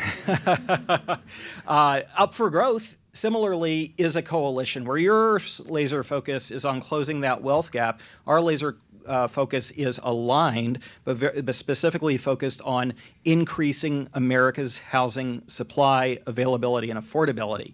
And we're so happy to work together with you all. And like your organization here at the National Alliance, Up for Growth brings groups from the Ohio Chamber of Commerce to National Urban League. Thanks, Michael, for coming. From the Southwest Fair Housing Council to groups like the National Association of Realtors. And, you know, it is a coalition where I imagine, much like yours, we don't agree on much. But one thing we absolutely agree on is that we need more homes across the country, and this isn't going to be solved by duking it out project by project or city by city. This is going to be solved by creating a national movement and moving policies to eliminate systemic barriers and to create more homes. Let's go to the next and I think final slide. So here's the state of play at the federal level, and I'm not going to get into the acronyms and the committee names, et cetera, but here's what I'm going to just say. When I started working on the Hill in 2017, about a year before we officially launched Up for Growth, I went into many members of Congress's offices, from Maxine Waters to Senator Wyden, from Senator Todd Young of Indiana to Congressman then Kevin McCarthy, and I was told a variety of things along the lines of, hey, you're in the wrong office. This is why we have city councils. What are you doing here? And it's amazing to me that flash forward 6 years later, we have a plethora of bills in both chambers. We have Republicans and Dems coming together. For example, Build More Housing Near Transit Act, TOD bill, Build More Affordable Homes Near Transit. We have Senator Brian Schatz, one of the most progressive members of the U.S. Senate, right next to Mike Braun, Republican of Indiana, who is currently running for governor, right? Both members of the Senate, completely opposite politically, but coming together because this is a kitchen table issue for their constituents. And we can't do that without having the coalition that I described earlier. We have an increasing number of bills being introduced. Vice President, now candidate, Kamala Harris. I'm sure many of you heard just the other night, housing supply was the first thing out of her mouth in the debate. Now is the time. Now's the moment. And we have residents, tenants, who I would argue are extremely invested in their community and quite frustrated and upset that they cannot get into home ownership. We have businesses who are actively burdening the cost of this housing shortage because they're having to pay more and more to get their employees into housing, and they're having a more and more difficult time to recruit and retain folks, particularly in high-cost job center markets. We have organizations focused on civil rights who are now at the table. Thank you to Unidos, although I think Laura has left. We have banks at the table, groups like the Mortgage Bankers Association. We have Habitat for Humanity, Enterprise. This is the time to lean in and to work together to drive national scale solutions. So I am at time, and I'm going to just close with this. We have several great speakers on this panel who are doing very specific work on federal policy. I invite you to learn from them. I invite you to engage with this. I invite you to get involved in Up for Growth, and we're excited to partner with the National Alliance because we need you to actively engage in advocacy, actively call your representatives, join the movement to create a world where every American, no matter income or background, can achieve the dream of a home in the neighborhood of their choice. So thank you very much. Look forward to the conversation. Thanks, Mike. I'm back. I'm pumped up. That was great, Mike. Thank you. All right, so we're gonna keep this momentum going. Next up, I'm really excited to bring up our next great panelist. Elisabeth Coates serves as the director of the Homeownership Alliance at the National Community Stabilization Trust, and that's NCST, a coalition of CDFIs and nonprofit housing developers specializing in affordable homeownership. Before joining NCST, Elisabeth served as the director of policy and advocacy at the National NeighborWorks Association, the trade association representing NeighborWorks organizations throughout the country. Previous to that, she was a professional staff member on the U.S. Senate Appropriations Subcommittee on Transportation, Housing, and Urban Development and related agencies, and we're so excited to have her. Elisabeth? Thank you. Good afternoon. Come on. What did Marcia Fudge teach us? There we go. Very good. As Adam mentioned, my name is Elisabeth Coates, and I'm with the National Community Stabilization Trust. Next slide, please. So as Adam had mentioned, we do a variety of different things related to affordable homeownership at NCST. We are a national nonprofit focused on affordable homeownership policy. Our vision, as you can read, is that every family who wants to can achieve homeownership in a vibrant, healthy, and stable community. And our mission is that we work to increase homeownership by expanding the supply of affordable single-family homes to stabilize neighborhoods, build community wealth, and advance racial equity. Next slide, please. So the work that I lead has everything to do with our policy practice, and it is tailor-focused on federal advocacy. We are able to inform our advocacy work through some of our other pillars related to community development, as well as our transactional practice, which helps to take distressed assets, vacant homes, vacant properties, and repurpose them for community benefit. We believe the most benefit for those homes is homeownership. So through that, we're able to learn a lot about how different federal policies work and what needs to be changed, and how it is that we can increase federal resources to support what we like to call the nonprofit delivery system. It is our firm belief that nonprofits have their finger on the pulse of what it is that communities need from across the nation. They have the understanding and the expertise on layering different resources. They know how to go out to philanthropic organizations in the same way as going out to members of Congress, in the same way as going out to their council members, to be able to use this kind of hodgepodge of resources and use that momentum and that energy and that capital to be able to develop homes, acquire homes, and rehab homes for low and moderate income families. So that's absolutely the focus of what it is that we seek to do from our federal advocacy perspective. What programs need to be reformed and what programs need to be created to better support the nonprofits that serve affordable homeownership needs in their communities. We do a number of leadership efforts on different coalitions on a national level as well. Next slide, please. So as Adam had mentioned, my role is to not only manage all of our federal policy initiatives, but also to manage the Homeownership Alliance. Every policy recommendation that we make is informed by the Homeownership Alliance, which is our budding trade association.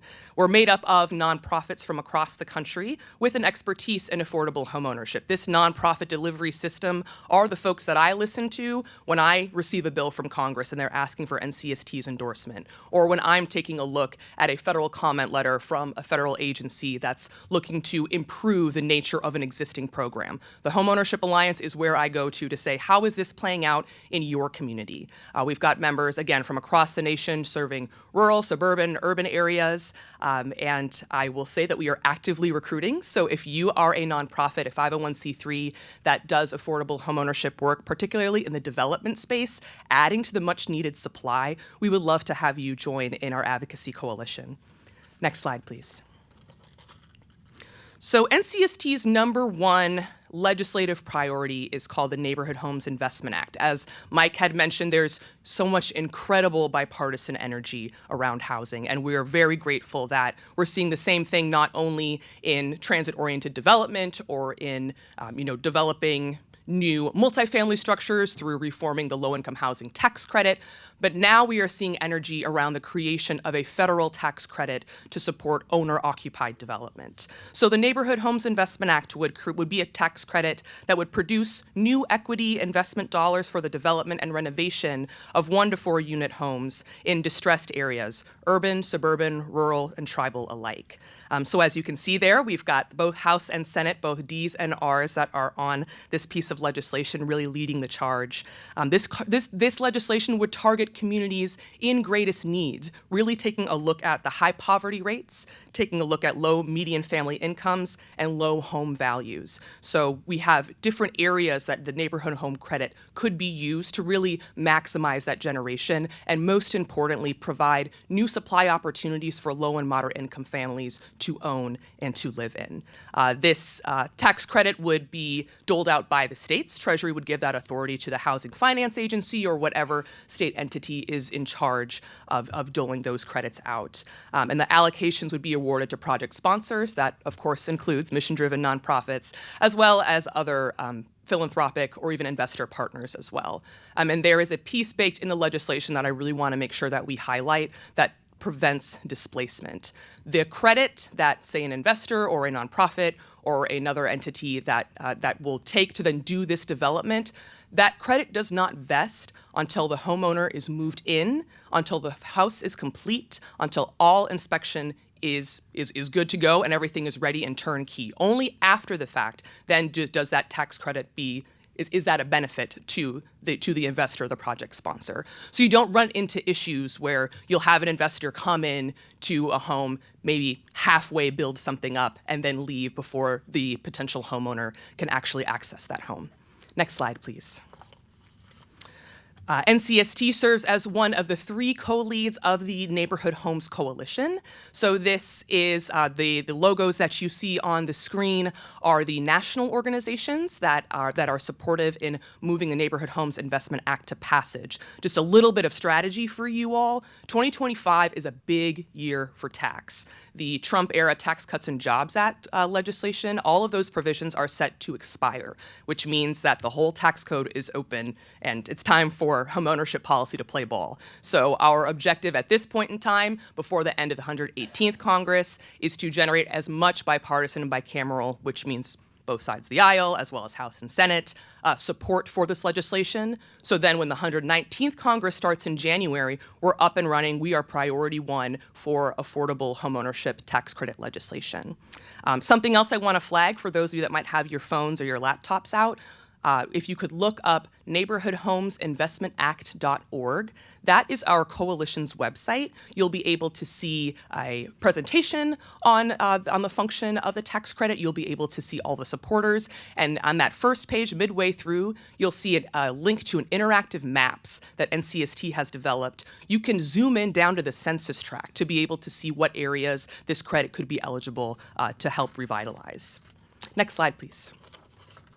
And the last piece that I'll go over before Adam hands off to the next panelist is our regulatory reform agenda. So this essentially means what federal agencies are doing to propose new or additional or enhanced reforms to their existing programs. So you'll see we've got lots of activity under HUD, under Treasury, Federal Housing Finance Agency.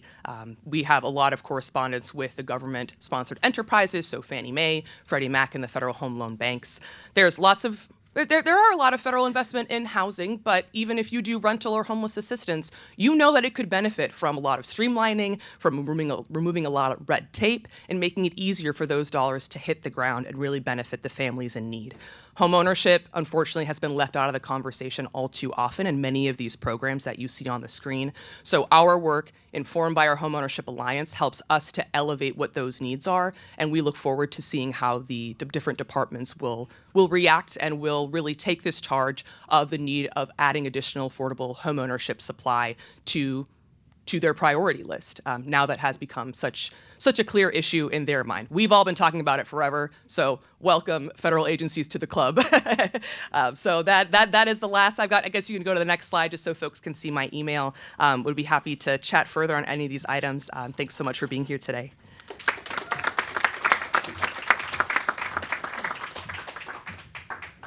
Thank you, Elisabeth. That was a wonderful presentation, and you've kept the energy going, so we really appreciate that.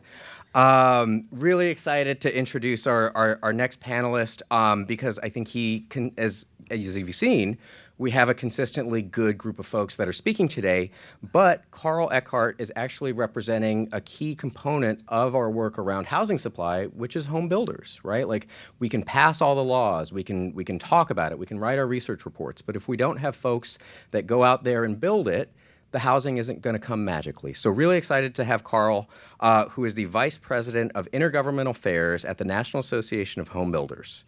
Carl works with state and local associations and members of NAHB to ensure a strong real estate throughout America. Carl has enjoyed a career in all aspects of government relations, including service in the U.S. Senate, political campaigns, and various lobbying efforts. Carl has a Master of Arts degree in public policy from George Mason, and also published a grassroots campaign guide titled 50% Plus One, The Fundamentals of Running a Successful Campaign, which I will be Googling after this. Carl, thanks for joining us today.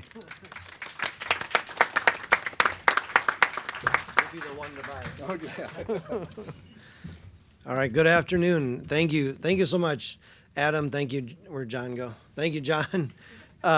This is really a great honor to be here. The Alliance is something new, but this is something very, very much needed, and I'm excited to get to work with you going forward. The National Association of Home Builders is a federation, so our members join at the local level. So wherever you're from, there's probably a building association of wherever, and then the money flows up to the state and then to us. So we have about 135,000 members across the country, but we represent millions of people that do all the work to go into a home. It takes 28 trades to go from idea to home. And so that's a lot of people. As the past speakers were talking, and I was thinking, how did I get here? I think it's a great testament to that federation. Our California Association knows John, and was able to bring me here today. I think this closing the wealth gap is a fascinating topic. And, I grew up in Iowa, so what does a middle-class white guy from Iowa know about the wealth gap? Nothing. But since I moved to D.C., and for the past 18 years, I've been working with this young man named Ronovan. We met through the Big Brother and Big Sister program. He grew up in Southeast D.C., where police cars and ambulances don't go, and now he's a homeowner in Charles County, just out in Maryland. That's great. He's a homeowner because 2 years ago, he and his girlfriend made $1,000 too much and lost their ability to get subsidized rental housing. And now he has a 40-year mortgage, because they didn't have a down payment because they were getting kicked out in 3 months. So great homeowner, but not great because that's a long time until you get any benefits. So that tells me we got some work to do. So our association exists to make sure that all those who live here can get into the house that they want. That be a rental, that be a ownership, whatever. Attain what you want. And then to make sure that our members can actually make money. Those two do not have to conflict. That is not something that we try for. You all go back home, and yes, some of our members drive fancy cars and have big boats. Typically, those folks go out of business real fast. So that's not who we try and advocate for. Go to the next one. So I've been working in this space for about 15 years, either at the realtors or at the home builders. According to Mr. Rothstein, I've been a part of both sides of the equation that caused the problem. But I think we're doing better than we did back then. One of the big problems is people think, I got mine, and so it doesn't matter about the next generation. And that goes across all barriers. I've worked in states and federally too, where you see that happen. It's very important for everybody to remember, we didn't grow up in the home we live in now. I grew up in a vinyl-sided 1,000-square-foot home in the middle of nowhere that was very cold in the winter because we had no insulation. And now I live in D.C. So everybody's got to remember we all climbed up that ladder, and everybody needs to keep doing their part. We talked about, the folks who did the state stuff talk about these barriers, and they're all becoming new ways to say the same problem. We don't want poor people living here. And so the federal government is going to have to step in. The state governments are doing better and better and really forcing mayors to do their part, as you heard earlier. The $30,000 sewer hookup fee Steve was telling me about in Riverside, that's very common. That hookup fee was $160 probably 3 years ago. Now it's $30,000 because those people are trying to move in, right? That's not right on any level. When I first read Richard's book, I got very angry. He came to one of our committees at the Home Builders, and we all got a copy of the book. And it really inspired me to do more social justice sort of lobbying. And we worked on a lot of design standards and a lot of ways that we were learning that the localities were stopping anybody who wasn't rich and white from getting a house. And but the federal government now can push down. Okay, this is one idea that we've been working on between us, the League of Cities, the National Association of Realtors, the American Planning Association, and the mortgage bankers. It's a book. It's about 90 pages long. I encourage you to read it. It has examples in it of how cities and developers can work together to do financing, to do infrastructure, to do zoning. And it's a book that makes everybody a little bit sad, right? No one group wins in this book. The developers don't win, the cities don't win, the consumer wins. And that, that's great, but it makes every other part sort of sad. So I think it's something that we can use, and we did steal from Mike's YIMBY bill when we were writing it. Sorry I didn't tell you about that, but that's on you. But the book is something we're using, and I encourage you to kind of take that back home and then take that to your member of Congress and say, look, there are ways to do this. One of the big ways is getting more people to have a job. I really believe we are about, any one day, 300,000 to 500,000, any one month, about 1 million workers short to build the homes that we need in America. So if you have a skill, or you have a child that has a skill and they need to get into a career, carpentry, welding, HVAC, electrical, architecture, you name it. But those skilled trades, that's not a job. That's not, oh, I didn't go to college, so I'm going to become a carpenter. No, my nephew is 19. I put him through welding school. He's making more money than I do. He's 19. I'm 50. I'm pissed. Right? I have no skills, right? This is it. This is what I got. He's going to be a millionaire before he's 30, right? And he's a welder. That's awesome, right? And he came to me before he went. He's like, oh, are you going to be disappointed because I'm not going to be a white-collar guy? I'm like, no, be happy. And he's like, hey, I'm happy and I'm rich, Great, that's wealth, right? And that is what can happen. We need workers. If you can get your towns to invest in shop class again, if you can get this bill, the Constructs Act, write that down. Senator Rosen from Nevada, she's the sponsor, the author. This will take Department of Labor money and send it to trade schools. And that'll lower the cost of the trade school. The colleges and universities got kind of upset. Ooh, you're going to mess with our Pell Grants and our Perkins Grants, and they got all touchy. So we said, okay, fine. Instead of the money going to the student, the money is going to go to the school. So the cost goes down. And it goes from about 25 grand to about maybe 10 grand, maybe 5 grand. You can afford that, right? That's doable.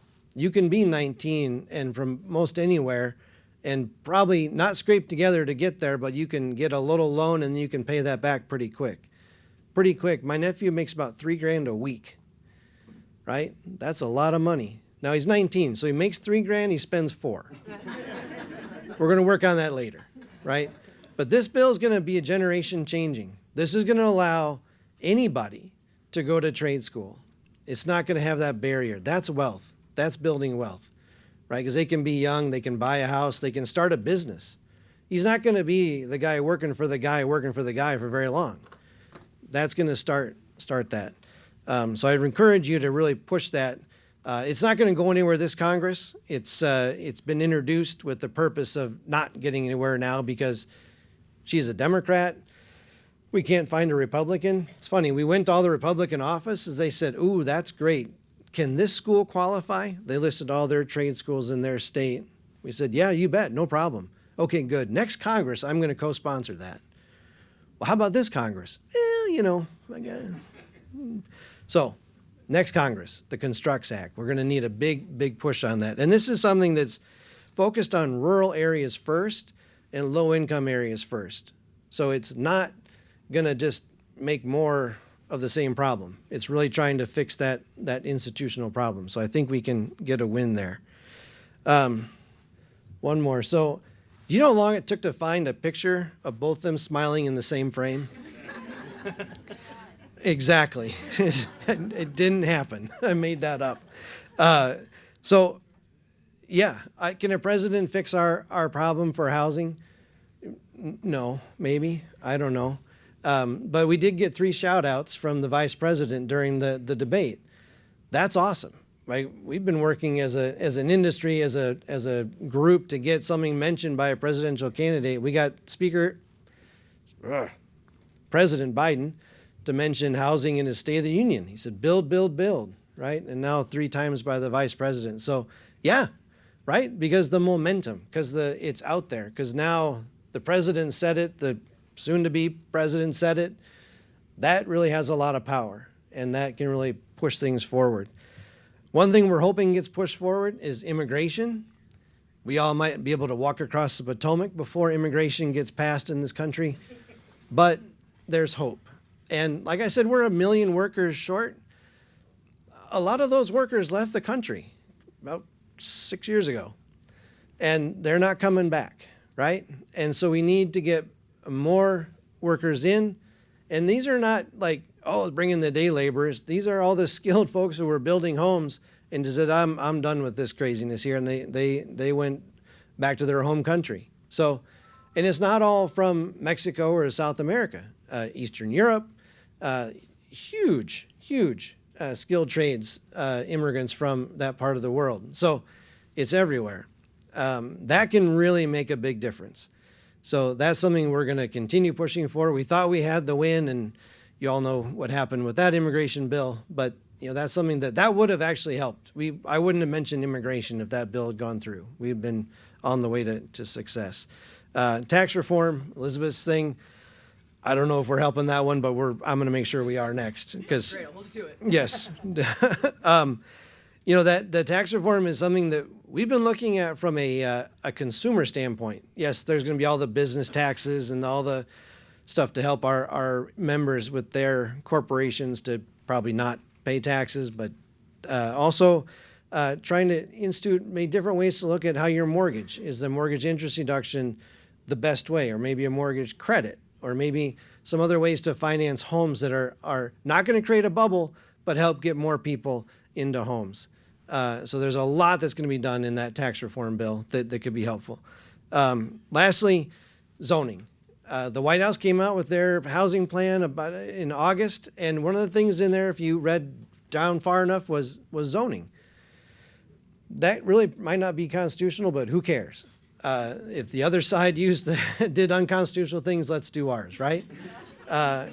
And so maybe they can push zoning from the White House down. Maybe there can be a way to really get that done and encourage cities to open up.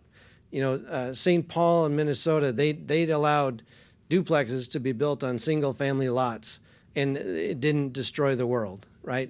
Spokane, Washington said, hold my beer. We're doing 6 on a single family lot. Spokane's still there, right? So the federal government can maybe incentivize some of those changes around there, and that could help. We'll see about that one. But I think that's kind of what I got. Thank you so much for having me and letting us be a part of this.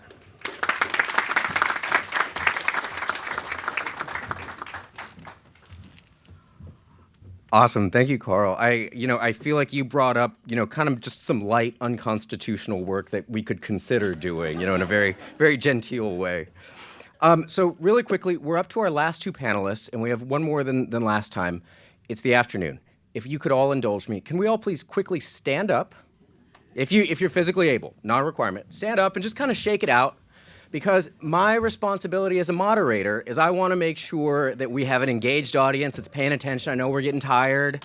I know we haven't had any coffee in a couple hours, so thank you for that. I just want to make sure we all stretched our legs and making sure that for our last 2 panelists we're as engaged as we were for our first 3. But now you got to sit down. Okay, go ahead and sit back down. All right. Okay, and once everybody sits down, I'm going to go ahead and read the bio for our next amazing panelist, and unfortunately I printed out a double of one, so I'm going to be reading this one from my email. David, apologies in advance, but we're really excited to have you. So David Sanchez is the acting chief of staff for the Federal Housing Administration at HUD. David, before HUD, he served as the director of research and policy at the National Community Stabilization Trust, which we just heard some really great stuff about. And previously, David was a senior policy analyst at the Federal Housing Finance Agency and began his career in housing and consumer finance policy at the Center for American Progress. He holds a master's degree in sociology from Cambridge University and a bachelor's degree from Haverford College. David, thank you very much for joining us today. Hi, everyone. Thank you very much for having me here today. Unfortunately, I work at HUD, so I wasn't able to put together a PowerPoint for all of you. It's hard to get these things out of government agencies. If Lita, who speaks after me, has a PowerPoint, we will know that she is a better bureaucrat than I am. That being said, I'm here to talk about what HUD and the Biden-Harris administration are doing on housing supply. And I think, fortunately, I'm able to say that everything we're talking about today about why housing supply matters, about why it's an important tool to close the racial wealth gap, we hear you and we agree with you. And so there's a lot of things that we've been doing. By and large, these things have not come from Congress. Congress has not invested a lot of money so far in programs that support additional affordable housing supply. So while I have an example or two of ways that HUD has been able to spend new money given to it by Congress, in large part we are working with the tools that we have, the programs that already exist, the regulations that we slowly but surely get to shape and rewrite so that they better support housing supply. So what is the Office of Housing and FHA at HUD? We are a part of the federal government that insures mortgages. And in large part, we are known because we are the agency that makes possible low down payment lending for a huge part of the market. So we only require a 3.5% down payment. We're flexible on credit parameters, credit scores, things like that.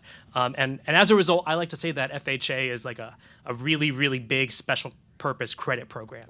We are, when you compare us to the rest of the market, we are 83% of our borrowers are first-time home buyers. We serve, in terms of minorities, a much greater share of our book are Hispanic borrowers or Black borrowers than the rest of the market. And so in running these programs, there are a lot of little pieces that we press on to try to make a difference on housing supply. So I'm going to spend a little bit of time today talking about some of those. I mentioned that FHA primarily insures mortgages, and one of the ways that influences the world is it influences what banks and non-banks are willing to originate and what products are out there for borrowers to get. So we've spent a lot of time. FHA offers a rehabilitation loan program called the 203K, and that essentially allows people to borrow money for their home and either to purchase it or refinance it and to do repairs on it on the same time. And we're able to base the amount of money that you're able to borrow on the after repaired value. So people essentially are able to renovate their homes through the 203K program, only putting 3.5% down. So it's a really, really important tool for lower wealth households, or really just anyone who doesn't have a whole lot of money to work on their home but needs to. We've rolled out a new package of reforms that we hope will bring the 203K product back to prominence in the market. And we know it's so important because there are so many older homes in this country. There are so many homes that need fixing, and so we want to do what we can to try to make that happen. Another place where we talked earlier about accessory dwelling units.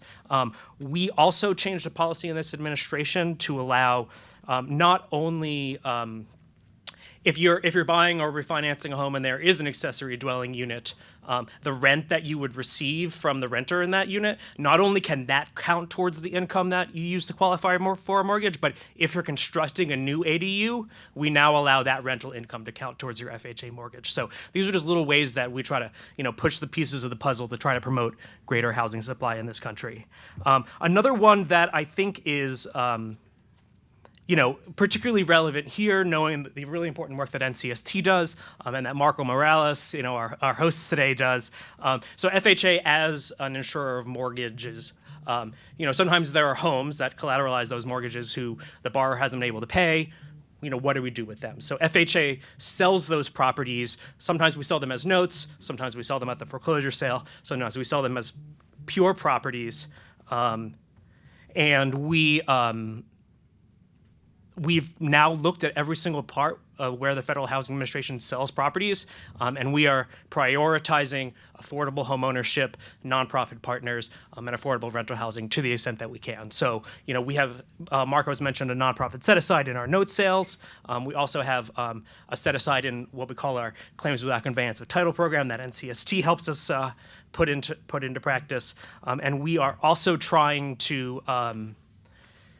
We are also working on selling notes directly to nonprofits. So we hope, we're one of the benefits there is that, if HUD can select the partners that we know are going to prioritize mission outcomes, these homes that have gone through foreclosure, unfortunately, can be repurposed as, assets for the community, assets for affordable homeownership and affordable rental. A third suite of policies that I want to talk about, it's really important to me personally, is manufactured housing. So this is housing that is built in factories. You put it on a truck, you put up the, sorry about that, you put up the big signs and you go down the highway and you essentially, instead of building a home on site, you build it in a factory. So HUD regulates the code for manufactured homes across the country, and this week we were fortunate to be able to announce a series of updates to that code that modernizes what can be considered a manufactured home. Things like modern appliances, things like modern roof lines, things that will help manufactured homes be accepted in more communities across the country. That's the sort of thing that we're trying to support. And the list goes on and on and on when it comes to manufactured housing. It's at this point, it's a small part of the market, but I really do think that with a couple policy tweaks, we could be seeing significantly more supply come into our communities through manufactured housing, through modular housing, and through other innovative housing techniques that we support at HUD. I think I'm going to leave it there because I could talk a lot more about mini HUD programs, but I have a feeling that that's not exactly what we're here to talk about. But I want to thank you all for having me. I want to say thank you for the work that you're doing. Hopefully in the years ahead, we will have so much more work to do together, increasing the housing supply in this country. So thank you. Thanks for that, David. And I think you made the work of HUD, and I think you really underlined how important that is and how interesting it is, frankly. Last, but very much not least, I'd like to bring our final panelist up. We have Lita DeRosa Bloomfield, who leads the Office of Fair Lending Oversight at the Federal Housing Finance Agency. There, she oversees and develops policy for the secondary mortgage market to ensure that all applicants and borrowers are treated equitably, regardless of race, gender, or age. Lita began her federal government career as a presidential management fellow at the U.S. Department of Housing and Urban Development. Lita is a Paul and Daisy Soros Fellow for New Americans and an NYU Wagner Martin Memorial Awardee for Excellence in Academics.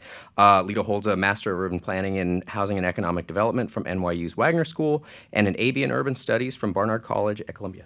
Thank you, Lita.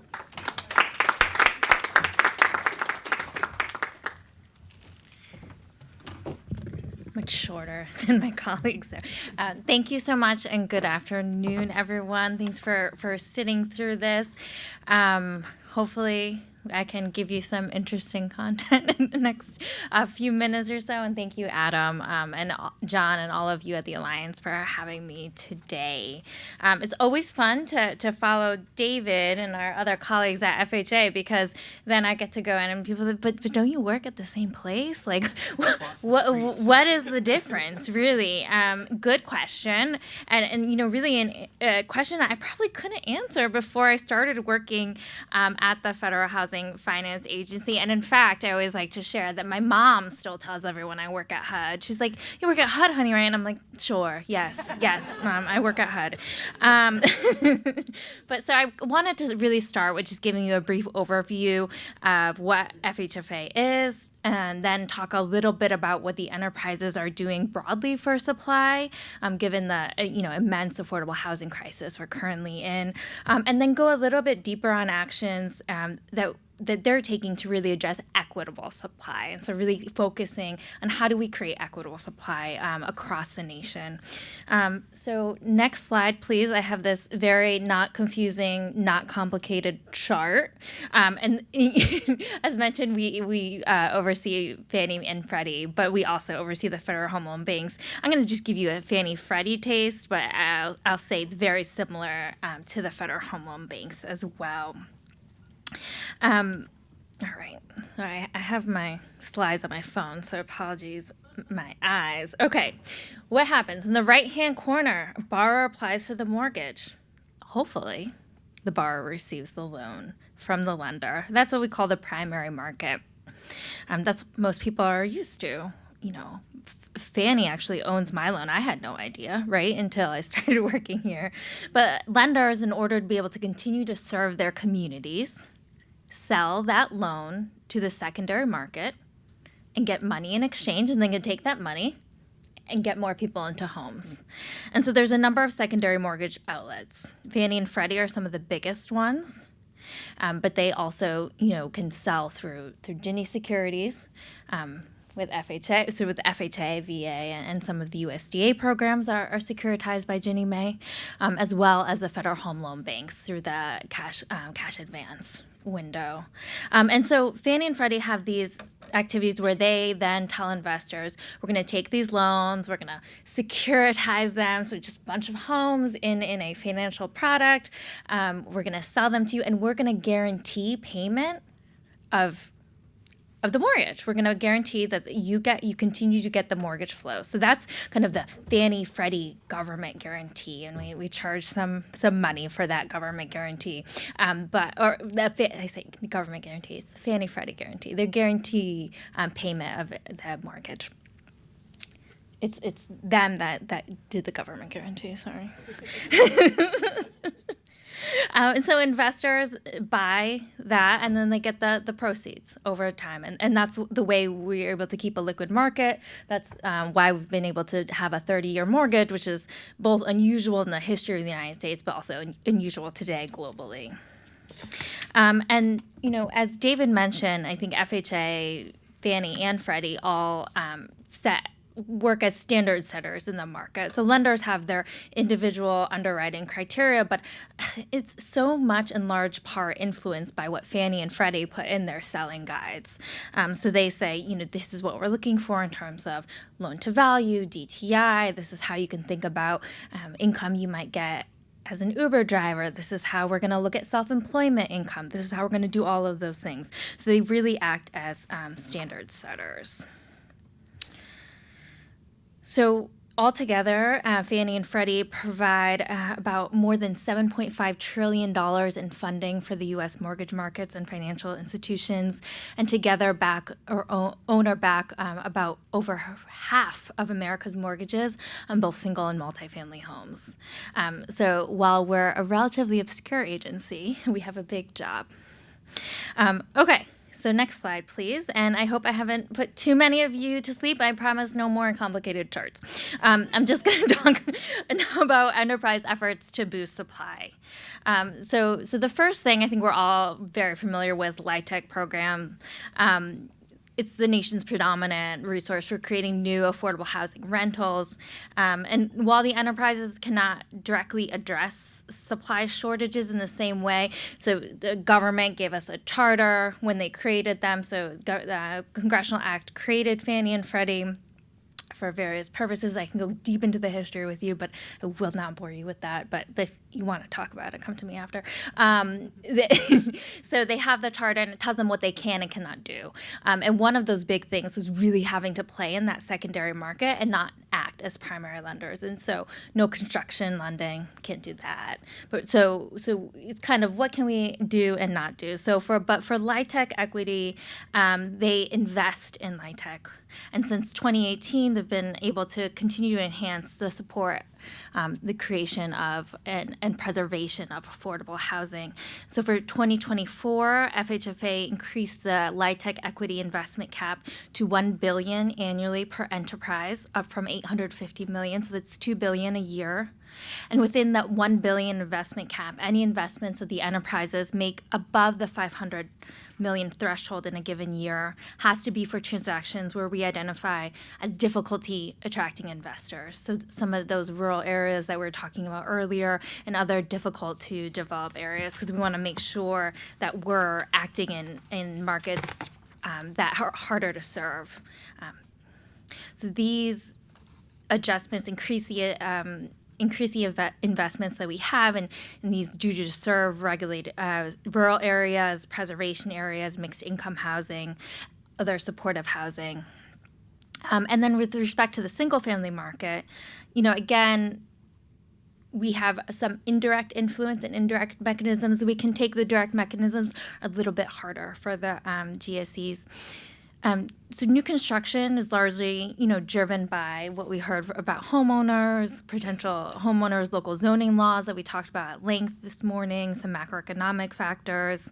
So we're really focusing on making sure that the products and liquidity is available for when homes are built, and also to try to go around the edges to allow innovative things on the supply side. So that includes accessory dwelling units that continue to be a housing solution in areas that are really dense with high housing demand when permitted by local zoning rules, of course. ADUs provide housing opportunities both for renters and income generating opportunities for homeowners. They also obviously provide a lot of opportunities for multi-generational households, which is very common in many of our underserved communities. So recently, the enterprises expanded their policies to allow documented ADU rental income to be used to qualify for financing, supporting the growth of this affordable type of housing. They also offer renovation products to allow borrowers to refi high-cost construction debt into a conforming mortgage to further support the construction of ADUs. And so we're going to continue to look as we get more of them in the door to see what other things are on the margin. But here's really where I invite you to tell us what we should be doing, what's working, what's actually working, what's not working. I think I'm echoing a lot of points of David, so sorry, but manufactured housing is also something that we're supporting, and I think we're really arm in arm, have linked our arms together and ensuring that manufactured housing remains not just kind of a housing choice of last resort, but something that is really exciting. That modular housing, the cost of that home building to get that to people, and the efficiencies. I think there's some really promising things, particularly in rural areas where there might not be as much utility and other infrastructure there available. So to get those out is an important aspect in a way in which we can influence broader supply. So the next slide, please. Okay, equitable housing finance plan. So I talked a lot about FHFA broadly, but I'm here representing the Office of Fair Lending Oversight. So we are responsible for helping to shape fair housing, fair lending, and equitable housing policy. I always say to our regulated entities, complying with the law is the floor. Like, I expect you to comply with the law. If you're not complying with the law, we have a problem. But I need you to do more. That it's never going to be enough. So we really focus on furthering equity, and that's a big part of the mission of my office. And in 2022, Director Thompson announced that Fannie and Freddie would be doing their first ever equitable housing finance plans. And this was done to really respond to the long-standing disparities that we continue to see in the marketplace across all races, across all income bands, and that haven't been successfully addressed with policies. And I always say there's so many smart people who have been doing this hard work for decades, and we continue to see disparities. So let's try to look at it a new way. Let's say, what are those specific artificial and unnecessary barriers still holding back and creating disparities, and how can we dismantle them? Because without targeted solutions that are based in everyday realities and in actual barriers faced by people, we can never move the gap. And so it's both about, it's the both and. It's both about, all ships rising, doing good for everyone, all of the policies that we're doing, but they're really targeted at those disparities that we see, particularly in underserved communities. We hope it helps everyone, but the purpose is really to eliminate disparities. So anything, no matter where we live and what we look like, most of us want quality, affordable housing for our families and to live in strong, vibrant neighborhoods, the kind of neighborhoods where we invest in our communities, where we know people, we vote, we do all those things that we talked about. And I think we acknowledge that in the past, the government, the real estate industry, the financial industry particularly, prevented many families from achieving those things through discrimination and redlining. It's kind of like, yes, I'm the problem. It's me, right? We in the federal government, it's not just that we allowed things to happen, but we actively develop policies that created the patterns that we see, and practices that divided neighborhoods along racial lines and stacked the deck in favor of certain zip codes and of certain communities. And so during the housing crisis, we saw that many of those neighborhoods were then targeted with predatory unsustainable lending products. And in the aftermath of the housing crisis, some continued to point the finger at the victims of these practices and called them the cause. This legacy of division has made these same neighborhoods and others throughout the country vulnerable to new practices that further undermine them. Investors crowding out homeowners in the affordable housing supply, exotic products like contract for deed and rent to own. This kind of legacy continues to prevent families of color and white families from achieving homeownership and passing down generational wealth to their children so that they in turn can pursue their dreams. So that big, is why my office is here. It's what we do every day. And so I'm really thankful to be in front of you because we can't do that without knowing from you how this is impacting your communities, what you're seeing, because everyone can have great ideas, but it doesn't mean that they're practical ideas, that they're going to work for people unless they're designed and informed. We really believe in a bottoms-up approach. Next slide, please. So I'm going to talk a little bit about some of the, and I realize I'm probably going over time. I get so excited and I talk too much. Just going over a little bit of the specific items in some of the equitable housing finance plans that are focused on supply. I'm not going to go through all of them. They are available online, so you can read through the plans and the performance reports. Right now, we're in the third year of the first 3-year cycle, and they'll be issuing new plans this January. First of all, who has heard of the equitable housing finance plans? Okay. Who has spoken to either Fannie or Freddie in the past year? A little bit better, okay, but not good enough. I'm gonna talk to them about this. Okay, so I'm gonna talk first about Fannie. So a couple of things in the multifamily space, doing sponsor dedicated workforce housing. So we talked about the middle income housing. It's not just a low income problem; it's a middle income problem too. So ensuring that we're serving our teachers, our firefighters. I would say tradespeople, but apparently. They're fine. They're fine. As well as sponsor-initiated affordability. So they might not have that kind of regulatory, you must be affordable, but they are voluntarily signing on for affordability restrictions in return for special financing from Fannie. Fannie has also done a number of innovation challenges, and I think one of the things I like most about the equitable housing finance plans is a place to play. There's a place to innovate. We have a lot of ideas. Some of them have been working, and we're going to try to scale and make them programmatic. Some of them haven't, and that's just the nature of ideas. So some of these innovation challenges, developing housing, so looking at modular housing, looking at how can we create the rural toolkit. Sorry, that doesn't go off the tongue, but a rural toolkit to ensure more development of supply in those areas. Modular housing, so how can we speed up and make that also the building envelope of energy efficient and ready to support families into the future. Next slide, please. On the Freddie side, they're doing a lot of work in multifamily housing, looking at making sure there's housing available and financing available to create housing for people with disabilities.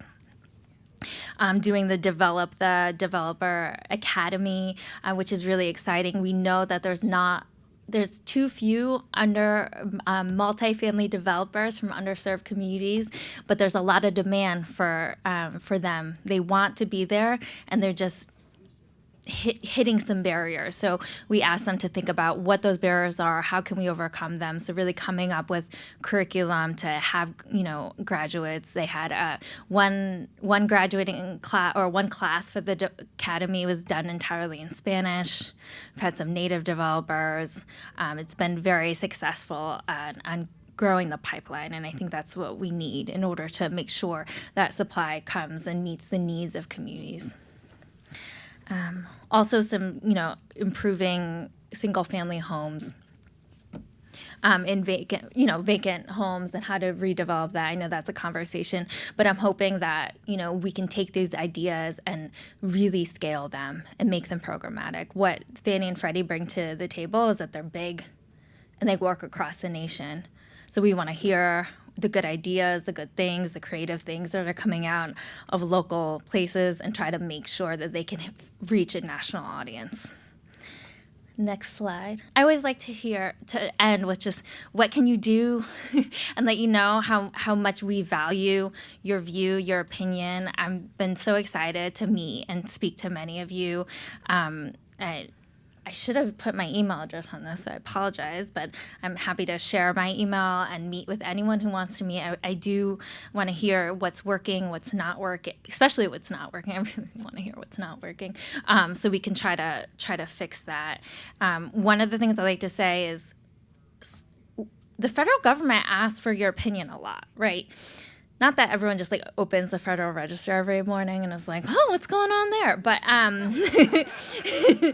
but the proposed rules, the request for input, sometimes I feel so bad because I'm like, oh my God, these people, they're writing these impassioned letters informed by their real world experiences with things, and they're sending it out, and it feels like you're screaming to a void. What I can promise you is that when it comes to my office, we read every single letter. My staff and me read every single letter. We take it very seriously, and we present it to Director Thompson. I take every meeting, for those of you who know me. That is so important to me that I think that's the main thing that we're here for as a federal agency, is to really listen to the concerns and to respond to them appropriately, not respond to the agenda that we think is important. What else can you do? So now these are just lead a pet projects, so I apologize in advance, but I'm just going to go with it anyway.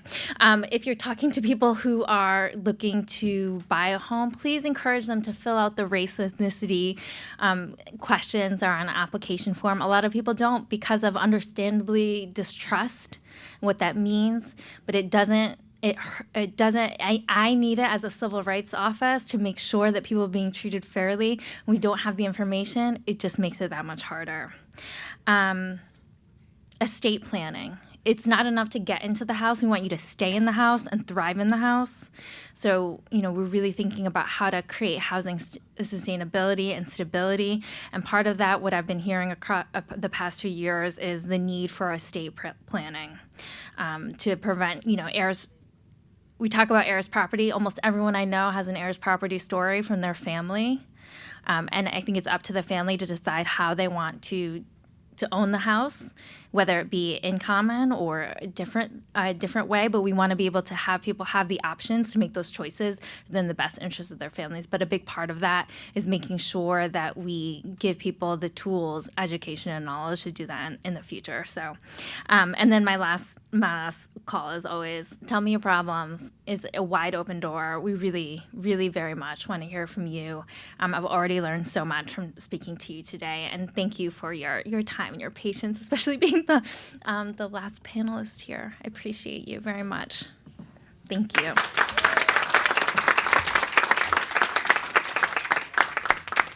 I want to say a big thank you to Lita for closing out the day in this panel, and I think doing a really fantastic job. So one more round of applause for all of our panelists.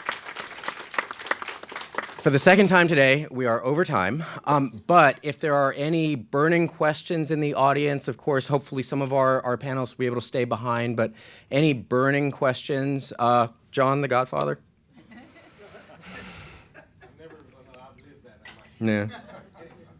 I do have one question for the whole panel, but before I do, I cannot let the night go by when my roommate Richard says they want to throw cold water on the idea that of home ownership is not a major avenue to wealth gap.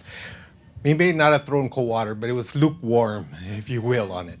And I'll tell you from our perspective on it, not only owning a home is a way to close the wealth gap, it's still an American dream for people of color, and in particular for Latinos. My family bought a home because it was an American dream. My mother bought a home for us because it was an American dream. She wasn't thinking about investing in the future and in creating wealth. So that emotional factor is critical on it. And no matter what, Richard gave us really good information and new ways or new thinking of addressing the wealth gap. But home ownership is still going to be the main avenue for our communities to start closing that wealth gap. I wish he had stayed here. But I do have a question, sorry, and for our panelists. I don't know very much about the housing and home ownership on it, but one thing that always confused me is when people talk about affordable housing, when you look into it, it's not affordable housing, they're talking about rentals.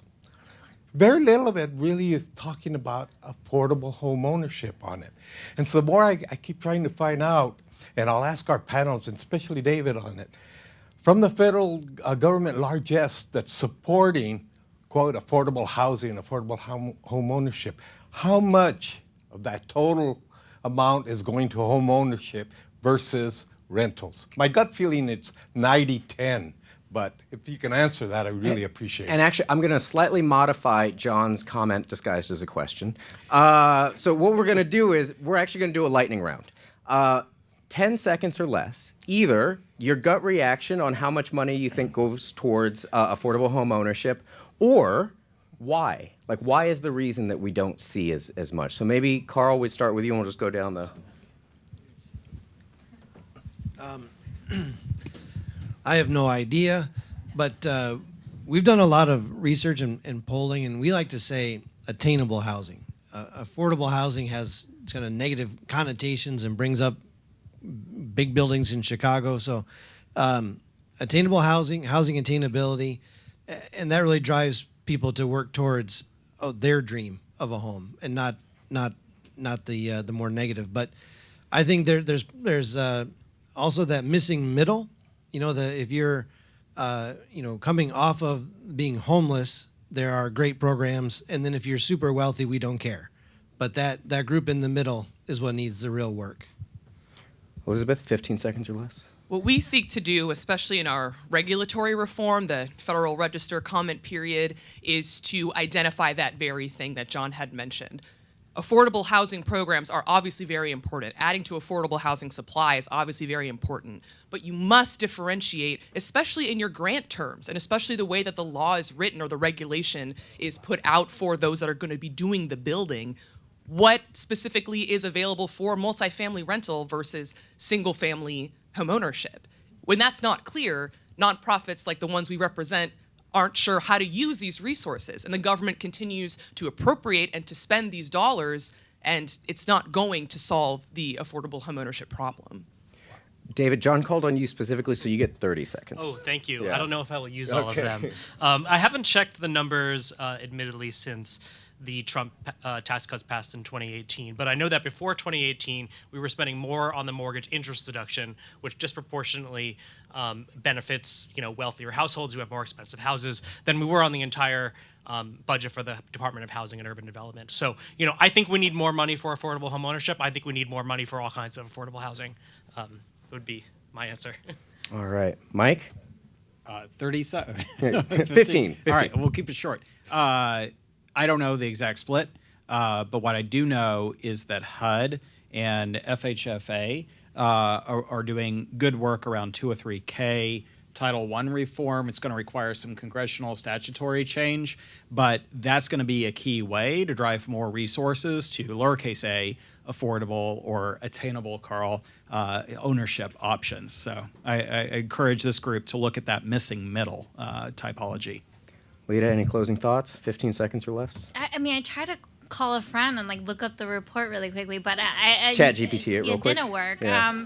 FHFA, the enterprise, Fannie and Freddie, their biggest business is single family housing. So I think it's like affordable to whom and where. And I think that's the challenge that we need to continue to face head on. And are the programs meeting the need? And if they're not, raise your hand, write letters, call my office, and then I get to say, I heard from all these people, and they said XYZ, so please Awesome. engage. Well, one more time, if we could have another round of applause And actually, before we pause to another break, I do just want to say a really, really big thank you to the 3 lead organizers today of this event. Sylvia Aguilar, our colleague Soraya. And did Juliana leave? Oh, there she goes. Well, we're going to applaud her later, but Juliana was amazing, and she's done all the slides for us today. So thank you again, Sylvia and Soraya and Juliana. And thank you to our panelists. Thank you, everybody. All right. Excuse me, everybody can just stay where they are. We've had a robust day. What we've decided to do is just let you go home a little bit earlier, but also with the spirit of collaboration, with the spirit of action, with the spirit of working together, and with the spirit of understanding the purpose of the alliance to close the wealth gap. It's going to take all of us to come together. Our speakers have been great. Adam has done a great job moderating many of these panels. And guys, we need you. We need you, we need your friends, we need your company, we need your governments, we need everyone working together. So thank you all so much for being here. It's been a wonderful day. Let's continue doing great things and moving our racial and wealth and social justice movement forward. Thank you all.